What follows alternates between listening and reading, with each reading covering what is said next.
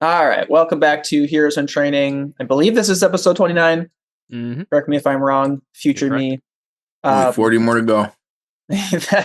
That's right. That's right. Yeah, after Crow Inquisitors, we should never again let an episode number get to that number. And that number. That number. The number which shall not be named. Yeah. Let the reader understand. The bold number. I just knew that as soon as I said it out loud, then I would have done the meme, and so there's no, So last time we left off. That's the name of this episode. Only 40 more to go. There you go. You guys are all specialized sidekicks now, and you're at where Luminescence is fighting her brother Midnight. And it's basically like a giant light versus darkness chess battle of like these two commanders that are facing off against each other with their armies. Epic proportions. Yeah. Yep. And you guys snuck in the back. Snuck in the back of the warehouse and got into like the big area where you can that Midnight is in, and you were face to face with a giant shadow monster. And we are going to not start with you guys, of course, since there's like a ton of stuff going on in the background. We're going to cut back up to Team 3, where we left off with DJ saying that, telling all of his team, like, hey, there's the Celestial Seven are up against these people. And we're going to cut back with him. Yeah. What we didn't tell you is that we actually left the warehouse and we are going to go into this Team 3 scene so that you can't just narrate at us. We want to be in the scene, please, so that we can do all the cool things. I literally, I spend a doom point. He's just portal. Yeah, there we go. All right, we go there right now, Connor. 4 left. And then as soon as you ruin this scene, we'll portal back. Okay, yeah. 3 left. 3 left. Yeah. So the last thing we got with them was Shorty figuring out where Botanist is, and he just like dashes away. And I think like the page that he was holding like hits the ground, and then DJ says, "All right, well, we all need to get to a different place, and we all need to do it." Actually, I think we're actually going to cut to where Team 2 is in the same scene with Team 3, and I think maybe everybody's kind of talking over each other, and DJ trying to like calms down the crowd awkwardly. He's like, guys, look, we all need to get to a different place, and we all need to do it fast. I think I have a way, but nobody can ask any questions about how. You'll have to forget it ever happened. And everybody's just kind of quiet. And Iceblade's like, all right, kid, you got a plan? Let's do it. And DJ's like, well, you guys wait here, and I'll be back in like 15 minutes. Just like, seriously, guys, just trust me, okay? And Iceblade like looks over at Emoticon. Emoticon shrugs, and DJ leaves the room. And he goes up to Leftwing and Bastion's room, and he like knocks. Hello, guys. Like opens the door. Guys, you there? All of our beds have pillows in them under the blankets, so that it looks like we're all sleeping. Yeah, like little sunglasses. Yeah, little sunglasses on a beach, and then it's like a volleyball for a head. Yeah. So he goes into the closet. And he pulls off the poster from the closet, and he crawls in. And we get a shot of like DJ like trying to get through this little tunnel, and then he like will go down a little spot and be like, and then like trigger a trap and like almost die. And he's like, what is wrong with this guy? And he finds his way. And I think maybe he like tumbles down the last section and like falls down where there's that ladder and like lands on his back into your guys' secret lair. And just in case, we need to update our traps. yeah. Just in case Bastion's questioning it or Jared's questioning it, remember that one of your sanctuary keys is attracts unwanted attention. So this is in the game. I'm not sure if I was in DJ's situation, I would keep going through a tunnel like that. I guess if you can sense the technology in the basement and it's trying to find it, not die. Yeah. So he stands up. He's like, "Oh, yeah," and he looks over at the computer and he's like, yo, what's up, dog?" He's like, sounds really nervous. And he goes over to it. And he's like, "Hey, listen, I know that you're like a secret and all, but we got a lot of people in trouble and I know you can get us there. So can we team up or something? Because I'm pretty sure that you can like basically just take me straight there, right? I've been kind of listening. I've been kind of listening to you, and kind of know, like, I've been kind of spying, so I kind of know what's going on. All right, so you could reveal yourself to me. I know you're like King's like cousin or something, so that's weird, but I won't tell anybody. You gotta take me and all my friends where we need to go, so we can help out too. Okay. We want to help. And I think Emperor like writes on the screen and says, "Okay." And DJ gets pulled into the computer. And then we like cut to where everybody's like waiting in that room. And they're like, and then all of a sudden they all just get like sucked into like maybe, I don't know, what would there be in this room? Let's just, there's just some like loose wire that's hanging out or something like that. And DJ's hand comes out of it. And he's like in his mouth too. He's like, "Everybody grab on!" And sucks everybody in. And we get a shot of them all like portaling away. And then we go through the wire and we end up in the warehouse with you guys all staring down that giant shadow monster. Nice. I kill it. You didn't take any of Jared's surge, right? We get a flashback. No. Oh, dude, now we're gonna have a problem. I was gonna say before it was fine, but yeah. Also, I did have an idea about the shadow monster. Okay. I'm going to take out a sword and channel whatever leftover light that I have from what's her face, and then I'm going to I guess it was me, whatever. Basically, I would like to make, if I need to find a way to make this into Shadow of the Colossus, where I can shine a light on the shadow monster and reveal its secret weak point, and then we'll climb it and stab it. That's what we need to do. All right, so what's the initial action you take there, Caleb? I punch it. Okay. All right, roll up a new character. Yeah. Yeah, I mean, I guess it depends on. Let's explore this idea. I know I said that last time at the end of the episode just for funsies. Can you remind us how, like, the exact setup of this? So it's in between us and the villain. So you don't know where Midnight is. Let me put he's in here somewhere, right? Okay. Where's the like I put a cursor token over his head. Yeah. Remember? I put a carbon cursor over his head. God, I forget that, huh? Yeah, right. Granted, no one can see it. I did not remember that. Yeah, that's the problem. That no one can see it other than me currently. So, I guess your point stands until the light situation is fixed. So you don't. Probably it does need to be my play if it's at all possible is to like get some light. Kid. I can make light on my turn. Okay. The light's not going to be an issue. Okay. I have plenty of shit. The nearest to which shadow?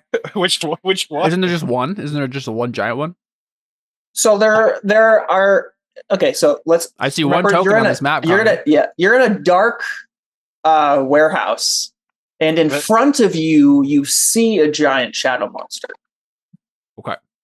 But you don't see past or anything else. Can I punch it? So are you trying to assess the situation?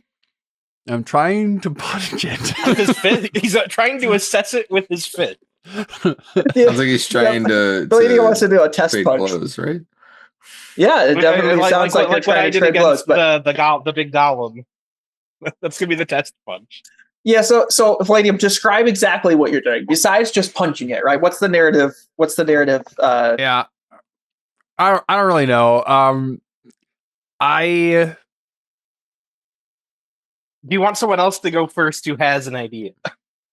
Yes. I mean, there's not turn order, right? It's just narrative. Okay. Maybe what I'll do is what I'm going to do is change the situation. So yeah, Palladium was basically just like, if there was nothing to be done, his first instinct is to just deal with the threat. Whether or not he can, obviously it's giant shadow monster. But yeah, if Bastion calls out and says, here, I'm going to do something, or even if he just starts doing it quicker than I can punch the thing. But if I guess I wouldn't necessarily go for the offense. Maybe let's just say this. My fists are up and I'm going to punch it if it tries to attack any of my friends. There you go. All right, so Palladium gets into a fighting stance. Yeah. He's going to take the hold action. Yeah. Right. I'm going to ready a standard action. Actually, you know what? I'll delay my turn so that I go in initiative order right after Bastion. Okay. Palladium trips and falls. No! He trips over one of the boxes. Yeah, and a bunch of glass vials in there scatter across the floor, and that box hits another box, and that box hits another box. I'm just kidding. Yeah, the whole and they the whole all place fall just on midnight, collapses. and then we win. Yeah. All of the racks collapse, and he dies. We all jump in the air and high five each other. What are you gonna do, Jared? All right, so Connor, you can tell me if this is with power or with grace or whatever. Okay. With great power comes great responsibility. Yeah. What I'm going to do is I'm going to create kind of like a little not a scaffolding, like a just like a thin slant over us and all of the boxes. And then I'm going to set the boxes on fire. By superheating the carbon. Yeah. Okay, so I'm going to say that's 2 rolls, right? Like making something to protect yourself and then trying to set something on fire. It's not protecting myself. I don't follow. It's literally just like a thin, like paper, like thin, like slant over top of us and over top of the boxes, which will come into play in a second. So the fire starts. Sprinklers obviously go off.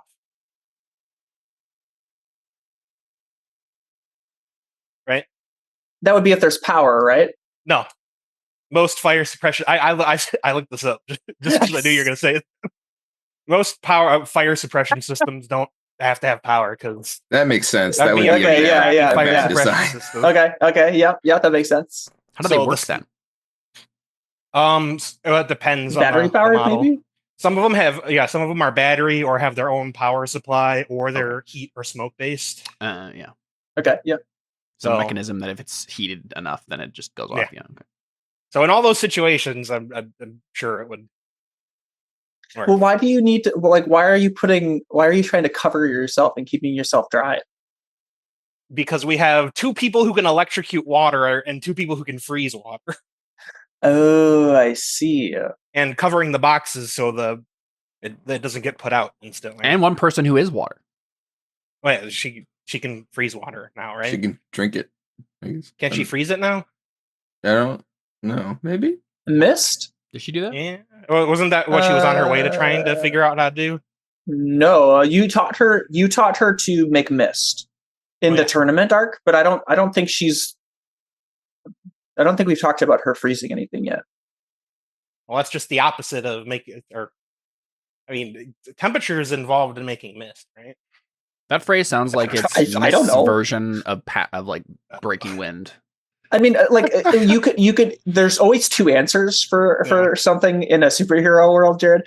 One of them is that makes scientific sense. The other one is it's a superpower, so it works in this weird way, and we don't quite understand it. It could either be that she's heating it up, or it could be that she's manipulating, right? Yeah. It's probably the latter because I don't think we've seen her do temperature stuff, and she manipulates it constantly. But I mean, it doesn't mean that she couldn't maybe figure that out necessarily. So is this grace or just unleash? So I still think it's two roles, like creating, like reshaping your environment and like trying to make a cover for yourself, and then superheating boxes. I feel like you can't do those two things at the same time without I don't know. I mean, I described them as just being there to what's superheating? Block water. Well, yeah, but yes, but how long does it take for you to manipulate carbon in this particular way, come up with this idea, and then also superheat something before a giant shadow monster moves hand? I think more importantly, it's a question of, is there different consequences for these two different things failing, right? Like if the consequences were the same, then it's fine to just roll it into one thing. But I mean, the implications of something being temporary or volatile are different depending on which one you failed at or partially succeed at, right?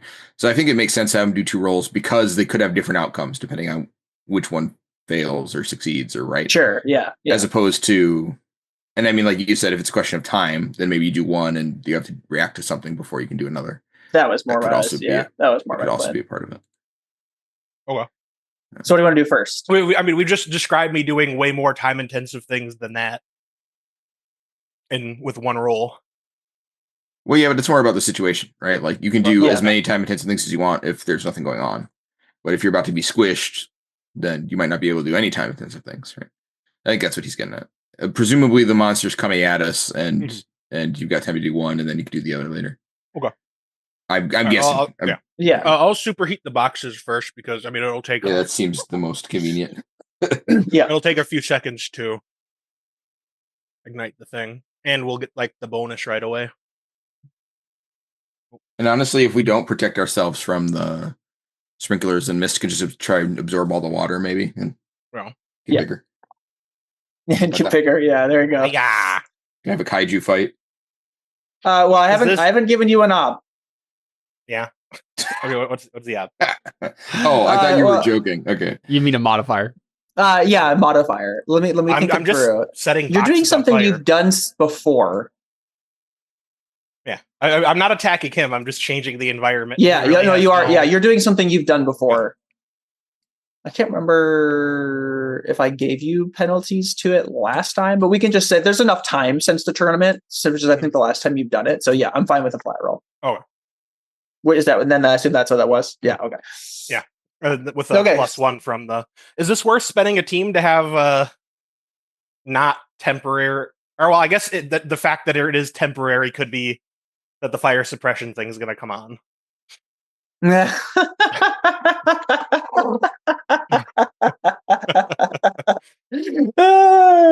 metagame is strong with this one. We'd make it temporary. Sure. It's so funny. We also have 5 team. I know, but we got a lot of fighting ahead of us. So yeah, I don't feel like. Correct me if you guys think I'm wrong, but I don't feel like this is wield your power with precision or grace. I feel like this is just wield your powers. All right. Okay. Yeah. I don't know. I still don't have any idea what that's supposed to mean. Well, hold on. We already argued about this. I know what it means now. No, I'm unleashing it. Yeah, it's unleashed. Yeah. Altering the battlefield in our favor. Okay, so on a 7 to 9, mark a condition, or the GM will tell you how the effect is unstable or temporary. That one. Unstable or temporary? Yeah. Gosh. It could either ignite or out of control, or the fire suppression. You could spend a team on Mist, and she absorbs the water, and it's not temporary because the sprinklers will go off. Oh, then I wouldn't even have to waste another roll. Uh-huh. Yeah. Liking this metagame in here. I mean, is that what you want to do? Or should I tell you how it's unstable or temporary? Right. Group meeting. Should I spend a... I mean, I think so. We need light. Okay. We'll spend a team, and when the fire suppression thing comes on, she'll make sure it doesn't get on the fire. Maybe much. she like turns into mist, so wherever the water falls, she's just automatically absorbing it. Well, I guess. So you there's a giant darkness being in front of you, right? Okay. And you just like superheats like these boxes, right? And then they ignite. And I think maybe like the shadow creature is definitely like pulling up a fist, right? Yeah. To like swing at you guys. What do you say to Mist? Like the sprinklers go on, right? What do you say to Mist? Yeah. Keep us in the boxes dry. Okay. Yeah. I think Mist says, I'm on it. And just kind of like changes her form to be like I mean, what would she do? She turns into a cloud, goes up into the ceiling, and just drinks all the water as it comes out of the sprinklers. Well, Yeah. I mean, I think she I mean, can you manipulate her own body, right? So she just like turns into a water whip and starts collecting stuff. And then I think she like from her point of view, she just looks up at the sprinkler, looks down at what the sprinkler is affecting below her, and she's like, "Oh yeah, I'll just plug that one." And she just like whips herself up to it and just like keeps the water at bay there. Mm-hmm. Nice. And now that guy is wet. Gross. I don't understand what you mean. He's wet. I thought you wanted to keep him dry because he's right where the fiery boxes are. I'm sure he's not on top of the boxes. He's in between the boxes. I think he assumed that while Mist was doing that, everything got a little bit wet. And I assume he wants to use it as a reason to electrocute him, right? That's the idea. Well, I mean, the water's going to go somewhere. It's going to still be on like the ground. We're just keeping it like covering him and the monsters. We're not just the entire room isn't packed wall to wall with boxes, is there? Well, if she's stopping the sprinklers above us from doing water, then the one sprinkler above you, right? And the shadow monster was between you and the boxes. I'm talking about Midnight is getting wet. Oh, you said he. Sorry. I just assumed. Well, yeah, he. Oh, Midnight. The shadow monster doesn't have a gender.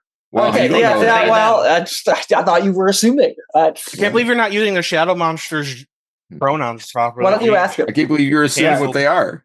Why don't you ask him? Yeah. Before you attack. He doesn't have any. Yeah.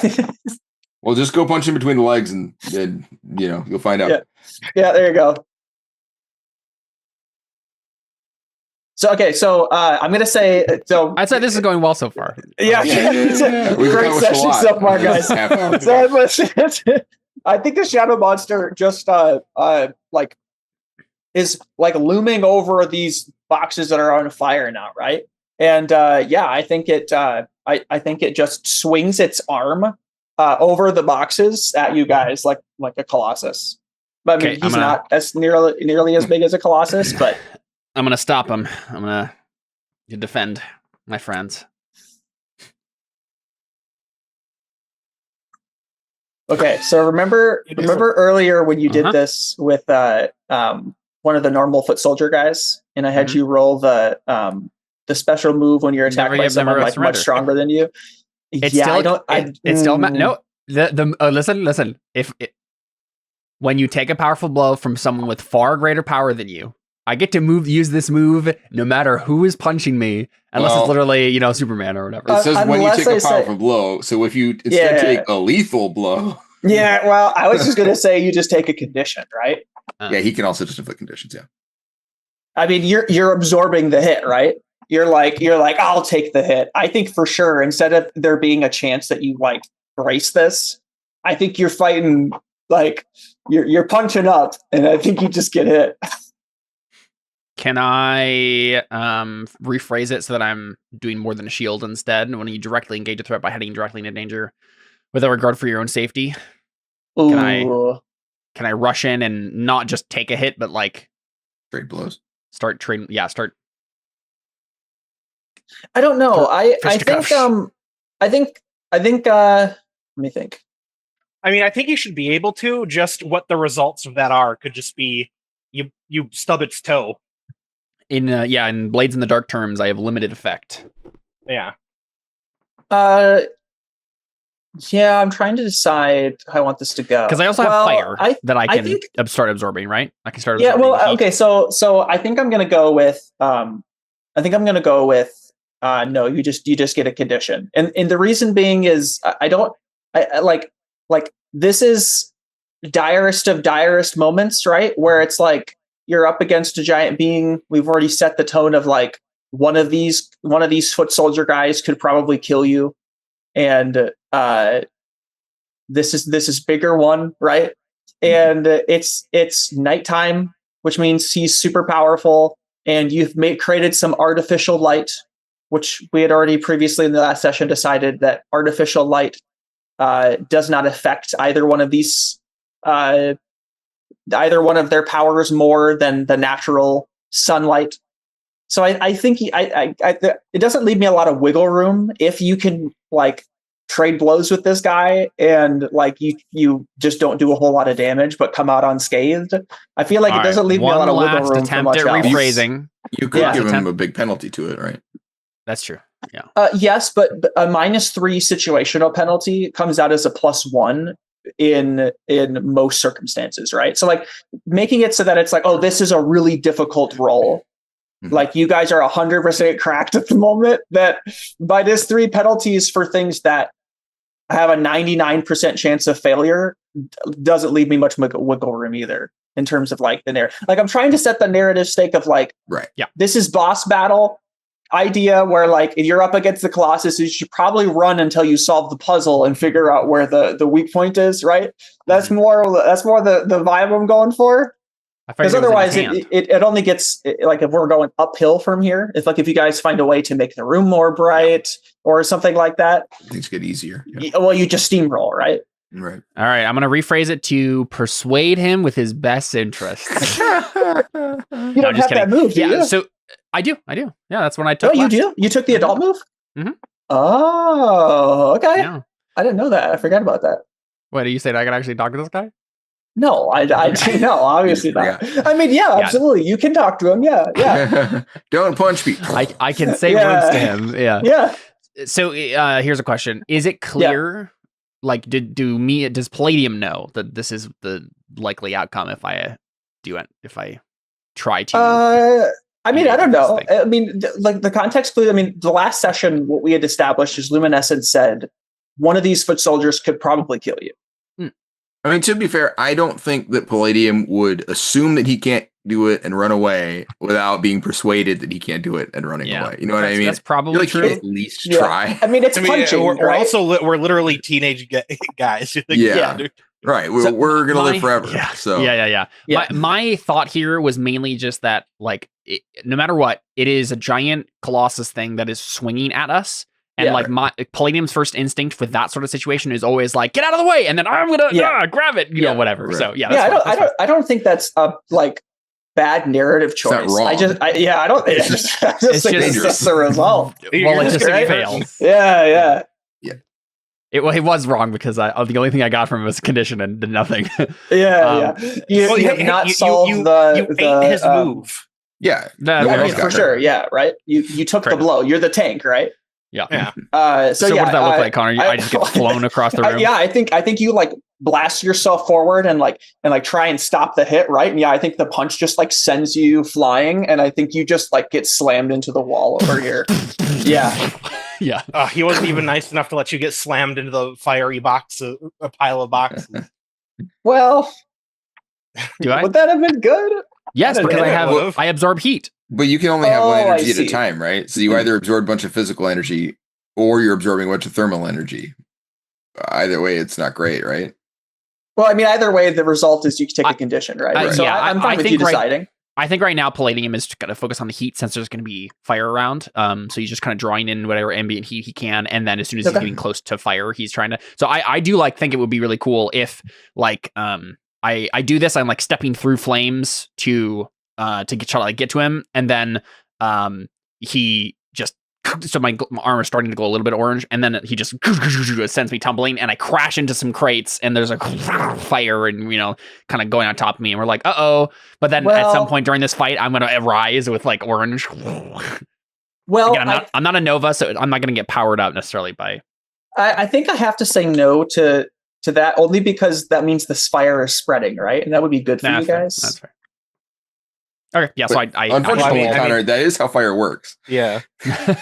Well, that would be if the fire, if he hit the boxes and like spread the fiery box around. He would be spreading rather than I described him reaching over, right? Sure. Yeah. Right. But yeah, fire does spread. You're right. Good thing there was light, otherwise you probably would have just died. Yeah. We'll never know. You can all see the cursor over the real midnight now. Do you really, Connor? Do you get to decide what condition I take, or do I? I think you do. Do you get to decide? Is there a typical ruling on that? Pretty sure you always. No, you definitely decide. Yeah. Okay. Yeah, you always decide. So a couple of things, Jared. I don't remember you saying that you put a carbon cursor over someone. You never don't remember that? I literally made the joke. That you made the joke, right? Yeah, that's how I understood it. Well, no, it was again, like all the other joke things we did in character happened, like where we were left wing and I punched Palladium a bunch so he could get energy. Well, okay, so let's say you can put a carbon cursor over somebody that you sense inside of a building. That means you can just insta-kill anything that you want to at any point in time outside of the building by putting carbon through its throat, right? So I don't think your sense can do that anyway, but it would just be a high roll. Well, and you can't. The thing is, you can't tell who it is, but there's only one person in the building that's a human. Well, that's not the part that I'm worried about. The part that I'm worried about is one, you maintaining a constant sense over where this person is, keeping a constant carbon manipulation over that person, and being able to control carbon that far away at all times while continuously doing everything else. I mean, I would have assumed he just did it when we came in the room, or maybe even that he could do it now that we're in the room, right? But you could also just tell us where he is, right? And I do think you don't have a clear, definitive line of sight on this person right now. So yeah, I think Bastion, you did roll and figured out like where this person is, right? You don't see them right now in this room. But they are in the room, right? That's what he. You sense that they are in this room, right? Yeah, yes. Yeah. But there's obviously stuff in the room. Yes. Okay. So it's your turn, David. Well, I don't know where he is yet. You gotta tell me. Then I'll run off after him. I point. I point. I describe. Let me think this through. Trying to decide. Connor, when I do something in game that is a joke, you need to say whether or not that thing actually can happen. All right, yeah. I mean, you say a lot of stuff that I definitely have always thought was a joke. So, when I'm saying it as Jared, it's a joke. But when I'm saying that my character actually does something, and I don't expressly say that this was a joke. Yeah, well, I don't know. We'll see if that theory holds true. We'll put a pin in that. A single session. Yeah. Okay. So here's the other thing. I think Bastion, I think you left wing is like, where is he? And you reach out and you feel like you don't remember where this person is. You're like, oh, I lost him. Oh, can he switch places with his guy? I'm gonna assess the situation. So okay, that's a good move. Based on how the roll goes, I'll let you know. Well, I guess you have to tell me if there's penalties. Basically, I'm gonna look at Quantum Quill and be like, no. So none of the boxes have been destroyed yet. That was the thing that didn't happen, right? You mean the boxes that are on fire? Yeah. Correct. Yes. Okay. Is there anything near us? Anything near you? Like boxes near us? Sure. Why not? Okay. So I'm going to swap one of the boxes that's near us with a box that's on fire. Okay. Right. And I mean, there's, the effect of this is just going to be the information. There's no real stakes to whether or not I get the box, I don't think. But I guess if you want me to roll to grab it, I can. But the intention is just to swap one out, and I'm just going to like kick it so it's a shattered, shatters. And then I'm going to ask Quantum Quill to just spread it everywhere, so we have light everywhere. We could see. Yeah. Like, can you put some candles up, Quantum? Yeah. This. And then hopefully that'll help us get an assessment of what's happening in the situation. Let me think of what would this role be? Because I kind of want it to be like your brain. Like, well, what that's is what this role? the situation is, right? My brain. So, I guess. Okay, so, well, I guess. It's at I'm least trying the to same decide stat as my brain. Is there a command role? There isn't. That's what I mean. So, like, what is this role to set up the assess situation? I feel like that's more what you're doing, right? You're trying to do something to. You one. I mean, like, basically, the idea is the better this works, the more information we have, right? I guess was my thought. Because right now, the only reason we don't know things is because we can't see anything in the room, right? And she can fly. Like that's way more the problem than a success. Sure. You know what I mean? I guess, like, if you want to be like, let me see if I can get enough light in order to assess the situation, and then the light goes out. But like to have an assess situation role be so that you basically can see everywhere now, I feel like it's too much of an ask. So do you want me to use my powers to shape the environment with her help first? Maybe. I feel like reshape your environment, would be you are reshaping your environment, and then Quantum Quill is helping you, right? Right. Okay, full hit. Sick. All right, so now... Nice. And then I guess if that's two different things, I'll have her like carry me up into the air so that I can see now that everything's lit, and I'll try. I feel like that would be the assess situation. Right, that would just carry, right? I feel like I think once you succeeded this freak roll, right? Yeah. And you start spreading fire, right? Mm-hmm. And you get okay. There's a couple of things. One is stop one of the sprinklers. Does somebody want to tell her to stop all of the sprinkler system? Well, I told her to stop like intermittently the ones between, like the ones that are on fire. Don't let them go out. Yeah, but now I'm asking Quantum to spread fire everywhere. So she'd have to plug all of them. Yeah. So otherwise, they put my candles out, right? Right. Okay. So let's just say Mist is like, okay, more fire, and she just makes more tendrils and. Right? Yeah. Cool. You can just drop the water directly on the enemy. I think your candles are in danger of going out, but because I think Mist is not. I mean, she's working on it, but I think there might need to be more to that. Okay. So you do that. I think maybe you start like your Quantum Quill starts floating you into the air, right?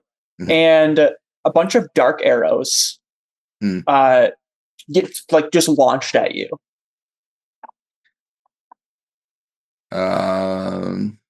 Well, I can't do anything about that because the game doesn't have a role for anything that doesn't use powers. I'll directly engage a threat and I'll kick them back. Can you not roll defend savior? Well, no, that's yourself. I mean, I guess, but like what? I don't know. Just you defend someone or something. By swapping with something, you'd be defending yourself. Well, I mean, if I could just swap with something, that would be fine. But if I do when that, you unleash your powers to overcome an obstacle, right? Yeah, but so I don't know that there's a way I can use my powers to defend myself from arrows in this situation, right? I mean, I can, I guess, but then she would just get hit, right? She's right next to me, I assume. Oh, I see. I thought you were in the air. I figured a Quantum Quill was like floating you up. I didn't think she was taking herself with you. Okay. If it's just me, then that's fine. Yeah, but I don't have anything. Whatever makes sense, right? I don't have anything to swap with either, though, I guess is the problem. Yeah. I guess I could swap with like a burning crate or something, right? I mean, we're in a warehouse. Warehouses have a bunch of stuff. Yeah, there's lots of true. stuff. And I guess the whole point is that there's light around. So sure there's like a forklift. Can I not see the archers? I think at the moment, like there's a light starting to like appear around, and there's like dim lighting in the warehouse now. Maybe I should start like a counter. Yeah, let me start like a counter of like dim light. The like you don't know where these are coming from. You just well, I guess you'd have to at some degree, right? Let me think. Yeah, but it might not be enough for me to have time to do anything about it. Yeah, I guess that's more what I. Do you want me to just roll savior to try and like dodge them? Maybe the scene is a shadow arrow like passes you like right by your face and just barely misses you, and you're conveniently, like, they always miss the easiest shot. Yeah, yeah exactly. They missed the first shot. Yeah, so I mean, I guess I'll look over there. If I can see them, I'll try and trade spots with one of them. If I can't, then I'll just probably try and swap places with a box, I guess. I think you could see one. I mean, why the heck not? Cool. All right. Let's say, because I think there were some over here, right? Here, let me copy this giant dude and make him small. There were some over here when you guys are coming in, right? And then maybe like there's like how there's like kind of like a balcony, I guess you could say, over here. Catwalk. A catwalk, yeah, that's what I'm looking for. And then there's some windows here, and they're shooting in at you through these as well. I guess they'd be more like over here. It'd be interesting if it's next to Palladium too. Okay, and maybe you're probably more like over here now. Okay, then yeah, I'll switch places with one of them. So yeah, I guess I dodged the arrow, and then I'm like, heads up, and then I'll switch places with one of them. Do you want me to roll that, I assume? Yes. Yeah. Okay. Yeah. Full hit. Okay. Wow. I don't know. I'm trying to think. Does it feel weird to switch? No, there's probably no reason to think. You're yeah. Even if there was an argument about mass before, it doesn't really matter now, right? Because it's about. Well, I wasn't thinking of it in terms of mass. I was wondering if it feels weird to switch for something that's not like that's some sort of like darkness being. But it probably because the whole idea was that I learned I could do it by switching with illusions, right? Yes. So probably not. Yeah. And then I guess I'll try and tase them or something. Like tase each other too. Yeah. Well, let's. So sure. Yeah. So you teleport in to next to these, and like they just like turn and look at you, right? And you're like, Yeah. Hi, and we cut. Yeah. We switch. Switch point of view to I think back to Palladium, right? You're up against the wall, vision fuzzy. I imagine I did like run into crates, like, and just I'm like crawling out of the broken wood and. Sure. Yeah. So I look around and I'm like, dazed and still out of it. What do I see actually? There's some dim lighting in here now. There's like a little bit of fire kind of in different spots. Mist is up on the ceiling, like trying to stop all of the water from the sprinklers. Right. She looks like she's kind of like, she kind of looks like an octopus. Like there's just a bunch of tendrils going to each of these things, and like a different water whip will stick out into the other sprinklers. And it seems like her, like each water whip is like becoming smaller as she keeps going. So like the mass of all her tentacles are like getting smaller as she's like stretching herself thin. And this big one is still tromping around? Yes. Yeah. And then all these other little smaller ones are just regular like soldiers? Yeah. Well, so all these ones that are up at like outside of the area are archers. And then I'm going to say, since none of the other ones are necessarily significant, there's a bunch. Like now that you kind of see dim lighting, like it seems like almost everywhere you look, there's a different creature. Very good. And the sprinklers went off. Yeah. The fire that's going is like rather dim. Yes. But spreading. But still spreading. Okay. Yes. Is there any particular concentration of it, or it's just kind of like spread around? Well, so the main concentration was here, but Leftwing and Quantum Quill spread like little pieces out everywhere. So this building likely doesn't have power, yeah? I guess you would. I guess that would be something you would have to like sense. I'm just going to give it to you. Yeah, there's you don't sense any electrical power. Yeah, let's just say there's that not there's really a like good some consequence sort of for failing that roll. big industrial outlet on the wall next to me, and I just kind of like stick my finger in there, and I'm like, yeah. I was like, dang it, nothing. yeah. But yeah, I have a slight orange glow. It's pretty faint. And honestly, I think I just like ready myself, and I'm going to rush towards the closest soldier, the closest one of these constructs, by expelling out whatever heat I have in a quick burst of orange to get to him. And I'm just gonna like shove my hand in its chest and try to absorb the dark energy, the shadow energy. See if it works. I'm gonna try to do something weird. Didn't you already try this? No, I talked about trying it. Oh, okay. I haven't tried it yet. Oh, gee. Yeah, there was a conversation about whether it's possible, and you said it would probably be based on. I asked if whether or not I could take Luminescence's constructs energy, like if we'd ever done that in like Palladium, tried that.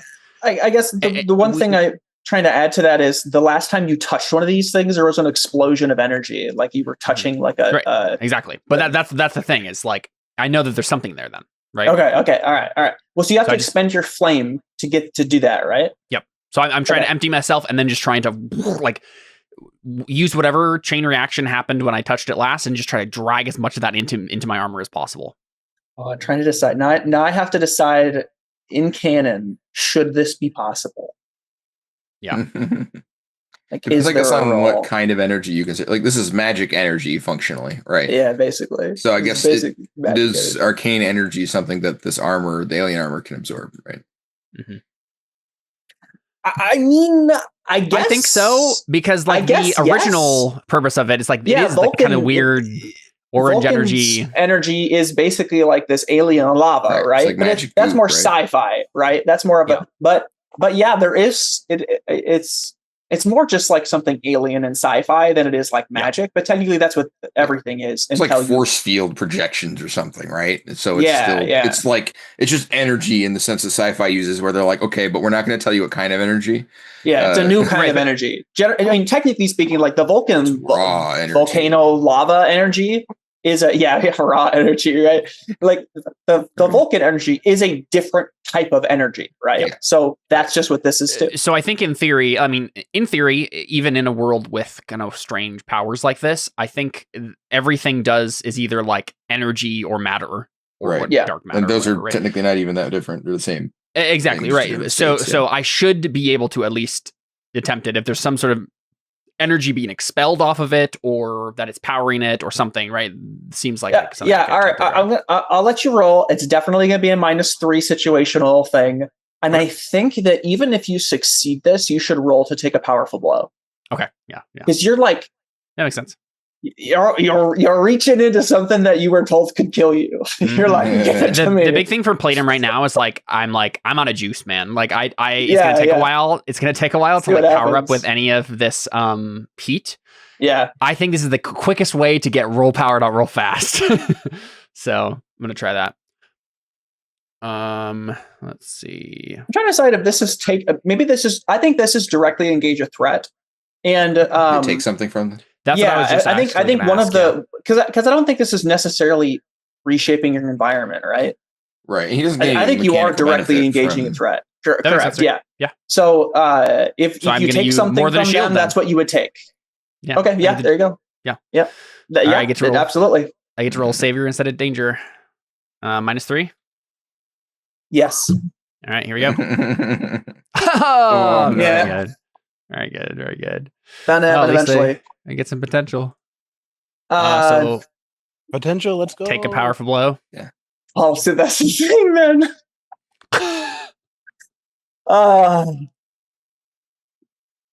I set the stake of even if you succeed, you're taking a powerful blow.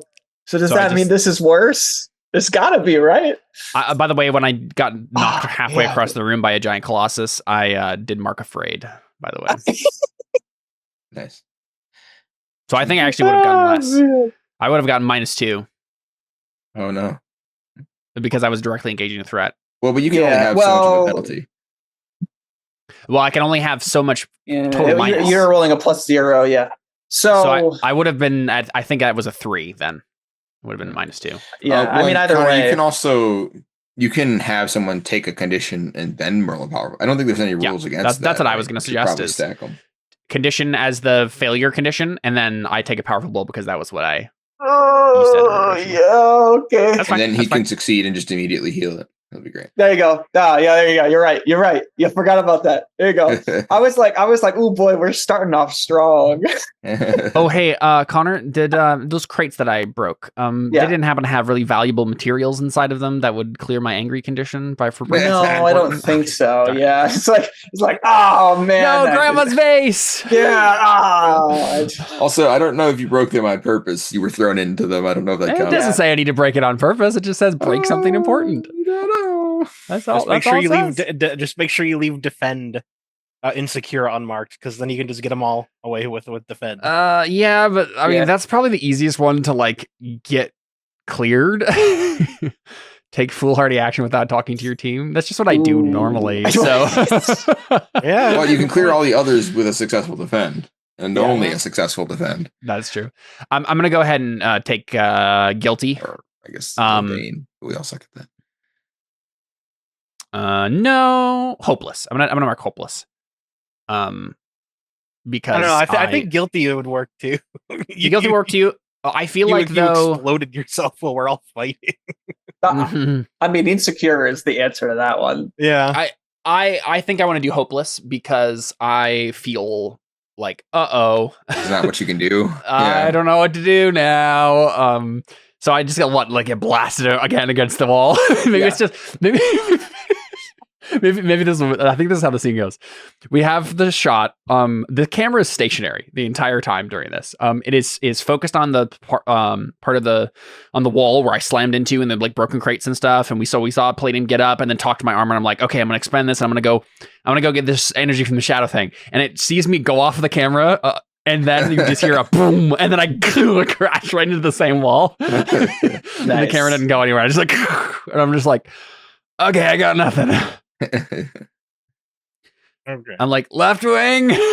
What do you got, buddy? So you take a condition, and then you also roll to take a powerful blow, right? Oh yeah. So then that would be your stronger than a what is that? Never give up, never surrender. Ah, that's right. Yeah. A little busy up here. Well, there you go. I at least get that. So, what is that? On a hit, standard, strong, and choose one. Mm-hmm. So you get an opportunity or opening against your attacker. You rally from the hit, and it inspires the team, or you keep your attacker's attention. If I do, you get an opportunity or opening against your attacker. Can I still try to steal the energy somehow? Can I at that point roll unleash my powers? Maybe like all this was a sacrifice to be able to try it anyway, right? Just get beat up a bunch. So you get an opportunity or opening against your attacker. So your opportunity is you realize that there is some of the darkness energy like flowing inside of you, and you're like, what the heck? Like you got some, it just didn't feel very good. Well, no, I think as great as it would be to be able to just get it for free, I think that given how dire that was and I just failed drastically, I think the best I can get is I get to roll unleash your powers or something to attempt to take the energy in the first place, right? So if I succeed on that roll, then I have indeed grabbed some in the last second. But like the best I can get here is because I think there's still a question about whether or not I can take it in the first place, right? And I think So okay, so freak roll at -3.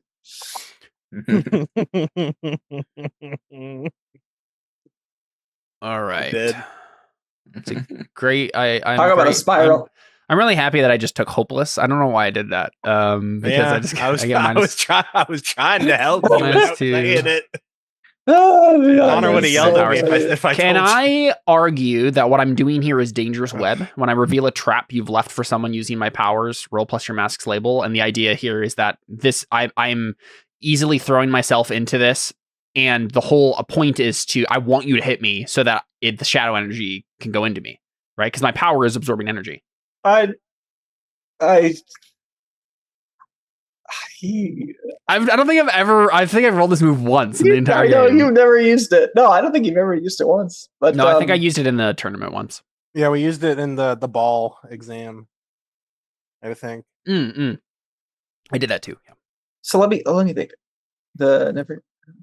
You basically are. Dangerous Web is when you reveal a trap you've left for someone using your powers, roll plus your mask's label. On a hit, your opponent trips into it and you get an opening or opportunity against them. On a 10 plus, take +1. Well, I guess maybe that doesn't make any sense because I'm already using an opportunity. Yeah, it's just the same. Yeah, Yeah. That's fine. It makes sense. Okay, I guess it's just unleash my powers. I don't think I have anything else going on here. I agree. Oh, hey, has any of this, not that it would have mattered, but has any of this hit game face +1 ongoing to all rolls in direct pursuit of the goal of defeating Midnight? I mean, yeah, wouldn't all of these rolls have had +1? Yeah, everything would have. Yeah. Okay, I don't think anything would have changed, but it might matter now. So, okay, all right, here we go. So, I think the way this works is I'm rolling Freak. It should automatically take -2 from Hopeless. Did you say it had to do at -3? Yeah. Okay. And then you're trying something. I'm going to put it. Yeah, okay. I'm going to put it at -2 then. Yeah. I'm going to put it at -2 then because I do get +1 from game face. But that's it. Oh yes. Okay. Yep. And it should still be I think it should be -1 is what I get here. I have no idea. That math lost me. Oh, nice, double sixes. Double sixes. Yeah, box cards. There you go. No, it's always worth it. It's always worth it. Yeah, you've never been punished yet. Yes, hit me. This game. Yeah, so that's exactly what happens, right? It's like I get up from we saw that whole scene from the same point, but I stand up and I'm like, you got it, yeah. And then Armor's like, I think so. I don't know what it is exactly, but right. Yeah. I'm actually kind of afraid. Yeah. All right, it's Dark Palladium now. Yeah. Heck yeah. Nice. So you see Dark Shadow Armor Palladium. Oh man. New skin unlocked in Fortnite. Yeah. Yep. So I think one of the things you notice as like kind of the result of what's going on here is like you maybe like look forward at you're probably like back over here again, right? Like you look over to where like those little guys were. I guess that's an archer, but like where these little guys were that you're trying to fight, and they're putting out the fire that was over here. And then like you kind of look and see, and there are just like darkness beings that are just putting out the fire everywhere. And it starts to get like dark lighting again, where this big box here that's on that, like these big crates are on fire here. This big shadow being here is like basically like pulling all of the fire into itself and like falling on it. Mm-hmm. But there's still fire. Bastian, let's go over to you. Right. Where? So in the air. In the air, floating around, because that's what I had Quantum Cold do. She's spraying candles. Oh, I thought you were spreading the fire and like causing things to be on fire. Lift them all up into the air. So okay. Well, that kind of makes it easier then. So like the archers are like shooting those out of the air, those types of things. So yeah, so like the darkness is fighting the fire. That's the real question is, all of this distraction, is this helping Luminescence at all? Because those lines haven't changed. Oh yeah, I already have thought of what this is affecting. We already decided the sun went down, right? Like the last thing we got from her perspective was like she had like some archer like up over, I mean probably farther away than that, like over here or something like that, like shot a arrow through the window. And we didn't see what happened, but all we saw was a knight, like a shadow knight, come and kill that archer, right? And then the shadow knight like pointed a sword at Luminescence, and Luminescence basically like cursed and was just looked like she had just lost the fight, right? So she looks like she's just like doesn't know what to do anymore, and it was like kind of shaking. But like we'll cut over to her. One thing I didn't still there. Is the arrow still there? No, it's not. No. Oh man. There goes that entire plan I had in my brain. There goes that subplot. Yeah. Okay, so we cut back to Luminescence, and I think something I should have described earlier that I didn't really describe is just kind of how she's doing this. She has her arms out, right? I described that part. but like she has like legions, right? Like in front of her. And then she also has like a guard. She has like a guard of like what you would consider like the royal guard, right?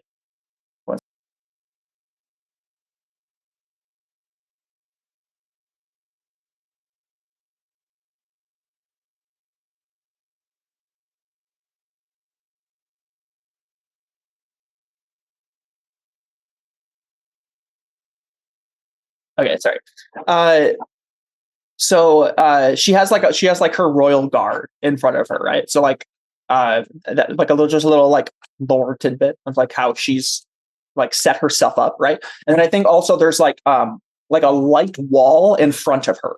Like there's something like in front of her that's protecting her from like darkness arrows and stuff like that, force right? field.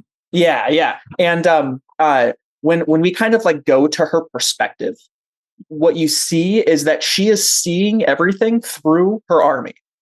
Like her consciousness is like seeing them through what they're doing. It's not that she's like controlling them like from what she can see. Yeah, from line of sight. She's like, yeah. So we get a shot of her, and I think she's like, she kind of like sees like maybe a flicker of light, like a little bit of a flame, like in through the windows, and she's like, thank you. How would she refer to you? I was going to say she says thank you, boys, but some of you are girls. She probably says something like thanks, kids. Does she get a line back? No, she does not get a line back. No, she doesn't lose her line. Right? Yeah, she doesn't lose a line. Yeah, that's kind of where. Yeah, definitely. Because she's continually losing power as the night goes on, right? And he's continually gaining power. So this basically is preventing her from dying. She's no longer. Maybe we like see some of these like some of the forces that are like closer back like start retreating into the warehouse, right? And so Luminescence maybe says something like, well, yeah, right. But I think maybe start adding lines towards us. Yeah. Actually, you know what? I'm gonna. That sounds funny. You're welcome, boys. Yeah. What's funny is like the way that the like image is, like this looks like a line. This looks like a line, right? Yeah. This looks like a line for sure. But yeah, I think she's like she changes her tactic. I guess I'm not really sure how to describe this besides just telling you. Like she changes her tactic to like let's draw away the eye of Sauron, right? Like let's draw Sauron's gaze away so that Frodo can destroy the ring. Like she changes her plan. Maybe she tells her forces to like make a V and like just like charge straight through the middle or something like that. Even though they don't have the numbers, yeah, something like that. She's like, it's maybe she says like it's do or die now. She quotes Theoden and gives the whole. Yeah, she says for Frodo. Yeah. Light shall be splintered. The day is dark. A dark day. The night is dark and full of terrors. No, that's something else. So I lost sense of him, is what you're saying. Yes. I think you can definitely just reach out again. So it's just, I guess the reason I'm saying that is one, I think it makes sense, but two, I didn't realize you were like, oh, I have permanent line of sight now. Like it was some sort of like you unlocked the ancient mythology omniscient skill, and like I just know where he is now. Just like, we describe it as kind of like Toph's sense, but with like so we've also always described it as even Dragon, like it's a sense, right? You turn on your sense and you focus on it. Mm-hmm. It's not something. It's not like a passive sense of like at all points in time now I'm marking this person in like in time and space, and so I think you just have lost track of where they are. Okay, I just think that makes the most sense. Oh, yeah, that's fine.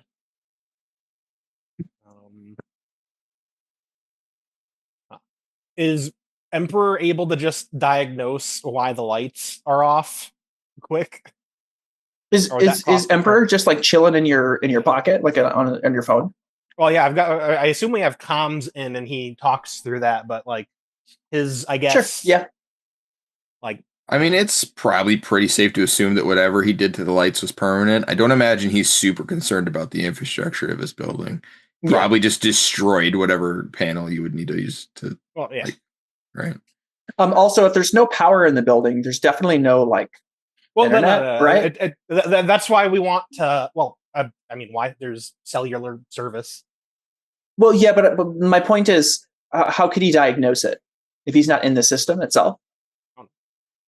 Wish we had Josh here. He'd probably be able to figure it out. Cyberspace, quantum hacking. Yeah, I guess that's my point, right? He can't bring on the power through the power of the internet, right? Like he's not going to be like, let me it's not like Bentley, right? Where he's just like, let me just bring the internet. I mean, you're able to send a signal and then diagnose where the signal stops.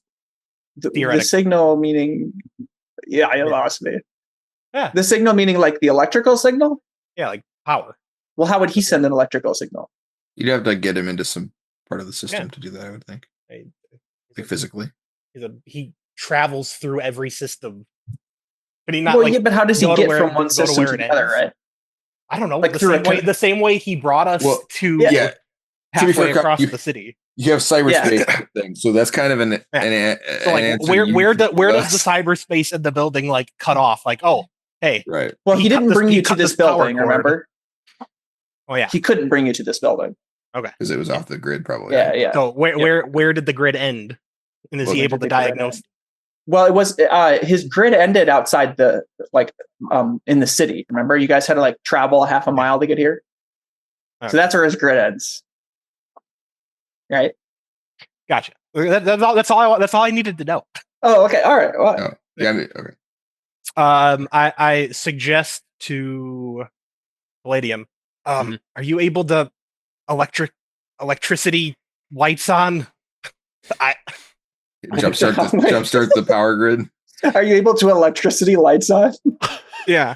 Says the Chinese man. Yeah, it's so lost in translation there. I think I look at him and I say, in a normal situation, sure, but and I hold up my shadow gauntlet now. Yeah. I'm like, I think I'm gonna try and use this. Oh yeah, that's a better idea. Because the fire is going. That was my only idea of how to get light. It was fire. So that I'm just I'm gonna roll my sense. I guess that's really the only thing. Yeah, I mean the best thing we can do is kill the guy doing all the business, right? Can I while Bastion is doing that, can I? Oh man. Oh, I'll let his resolve first. So it's either market condition or the GM will tell you how the effect is unstable or temporary. I'll market condition. Okay. Well, yep. Okay. It was temporary last time. So. Well, the situation had changed, right? So it's reshape your environment or extend your senses, right? Mm-hmm. You see what I mean? Extend your senses, or I mean, even reshaping your environment, right? Reshaping your environment of this dark being is now putting that fire out, right? So, I mean, reshaping your environment, I mean, it can be interfered with, right? Narratively, things can happen, but you can stop those things. If you choose temporary, nothing has to stop it from... I marked a condition. Oh, okay, yeah. I marked guilty. Okay, yep. I think Bastion's seeing everything go wrong, and he's getting flashbacks to the last mission he was in charge of. So I think okay. Can I assess the situation? I think probably what Palladium needs to do now is be like, what can I do with this? Right? Yeah. Should I go get the guy? Can I use this against him somehow? Am I immune to the shadows now? What does this do? Basically? Sure. Is he just gonna puppet me now? or does he have control over me now? Is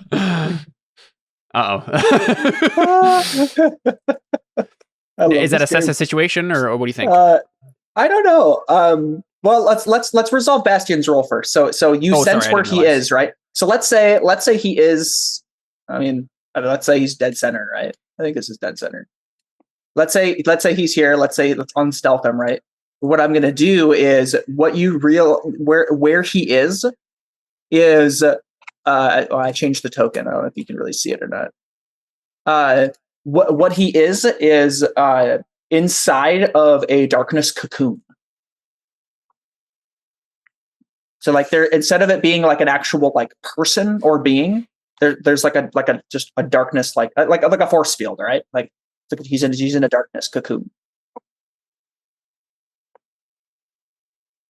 So you sense that there's somebody in there, whereas you don't sense that with the other dark beings. He's becoming a darkness butterfly. Okay, so yeah, Palladium. I think it's a situation. I think so. Yeah. Right. Mm-hmm. I don't know. I agree. I mean, it's either that or it's narrative trial and error, right? I have a thought on one of the questions, so I'll just roll it. We'll see how it goes. Okay, I was gonna say maybe -1, but it doesn't matter. Full hit. Considering you're like, well, what does this thing do that I actually have never experienced before? So I get to ask 2 questions. I get to take +1 while acting on the answers. I technically had a +1 on that for game face anyway. That roll. So I think I'm gonna ask like, how could I best end this quickly? But the first thing I want to ask, I think there's like a way I can phrase this first question, which is, what here can I use to blank?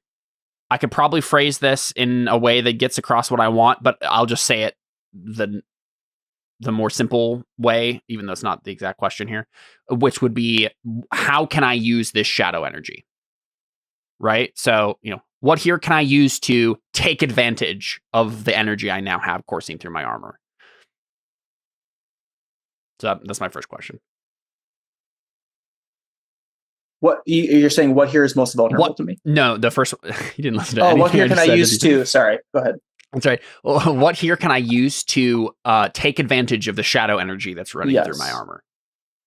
I heard the last thing. I wasn't looking at the list, so I was trying to remember where. Okay, what can you use to? Man, you're putting me on the spot with my lore, dude. You should have known this. Of course I'm gonna try to do this. I did not know this. We talked about it last time. Yeah, but I thought it was a meme, right? Like, clearly, I thought a few things were a meme last time that were not memes. Connor, the thing is, the answer is yes. They are memes, and they're serious memes. Yes, and just like improv skits. Exactly. Yeah. Okay, so.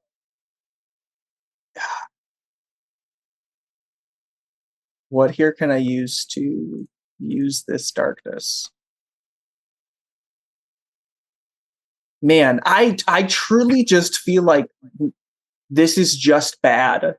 Like I think about it. I feel like the answer has to be you're fighting fire with fire, right? Like you have this darkness energy, but like why would this? Like, why would this help you? He can vent the energy, right? So maybe if he just sticks his hand in one thing and sticks his other hand out in the air, he can just vent out. Power. You're like now that I'm dissipating it. Maybe the main thing is it's like I shouldn't keep it in me. I can't use it because that would give him power over me. But what I can do is take it now. That's the most important thing. You just gotta clamp onto his cocoon and be like, open up the vents, right? Yeah. Okay. Is that what we saw there when the light came up? There was like a cocoon of darkness. So that's what Bastian just sensed that he's in a darkness cocoon. Okay. Yeah. Okay. Well, he saw that he was in a darkness cocoon from where he sensed that he was. All right.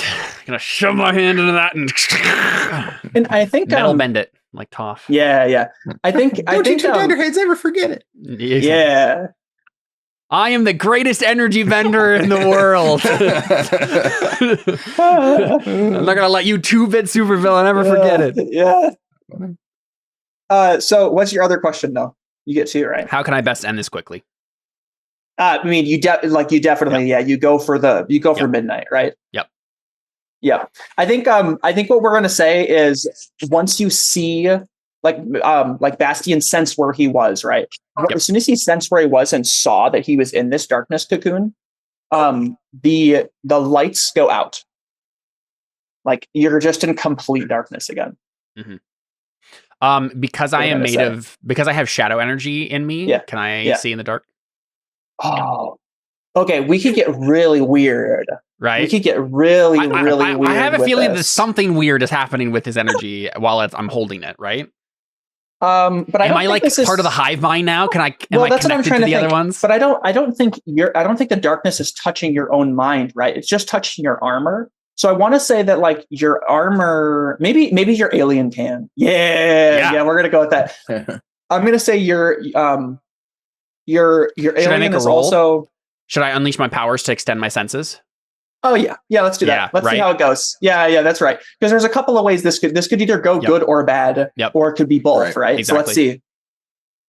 Okay, so I do get +2 on this, I think, because of game face and the question. Correct. Yep. No situational penalty. I feel like it's name of the game, but let's just go -1. Okay, I was going to say I already have -2 for hopeless, so do you want to be kind to me and just I was going to say -2 and didn't for that reason, because I feel like I'm being steep with the disadvantages. I'm really running out of conditions here, guys, so yep. Let's see. Yeah, all right, here we go. Oh no, double ones. Oof. Oh, okay, so your alien stops talking to you. You feel like there's just a disconnect and you're like, Okay, so can I expend the energy out? I don't think you can. Oh no. I don't think it's an automatic thing anymore. I think you have to like figure out a way to get this out of your system now. I feel like you assess the situation correctly. Can I still move? Well, I'm going to say you assess the situation correctly, right? And you're like, oh, I understand what's going on now. I feel like my armor is part of the hive mind. And then you're like, armor? My armor is part of the hive mind. And then like you just have like a sinking feeling of like, oh no. So I think we'll cut away from you. Let's go back to Left Wing. Yep. Left Wing, what are you doing to these 2 shadow archers next to you? I was going to fight him, but now it feels a little redundant, or unproductive, I should say.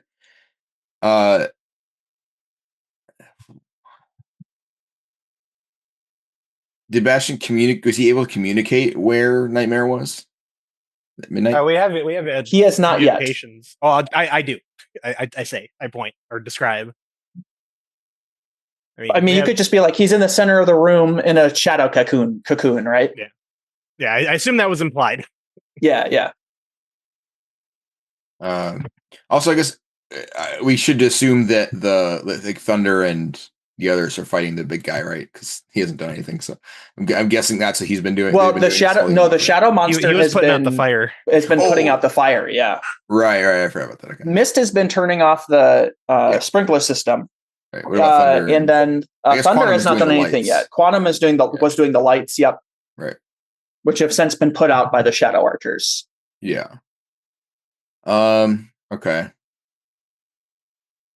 Oh, if you can get him out of that cocoon, I've got an idea.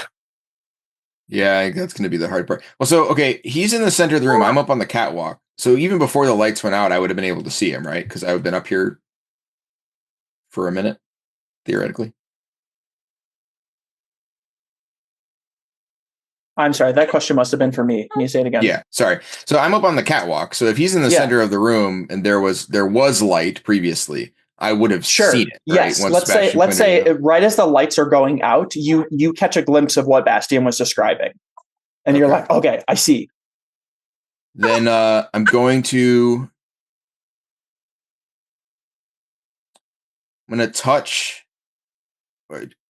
Maybe I can do like a trade blows here to, maybe that's the best way to do it. I don't know, but I'm going to try and swap one of these shadow creatures with the cocoon, presumably with him in it, right? I assume I can't steal a cocoon without him in it, but I'm going to swap places so that the cocoon is in front of me. Oh. Up on the catwalk here. So I guess my question is, I can either do directly engage a threat and try to take something from them, which would be like their position, or I can just roll freak and swap them, depending on, we literally have the same in both stats, so I don't care. But whichever is easier, I guess.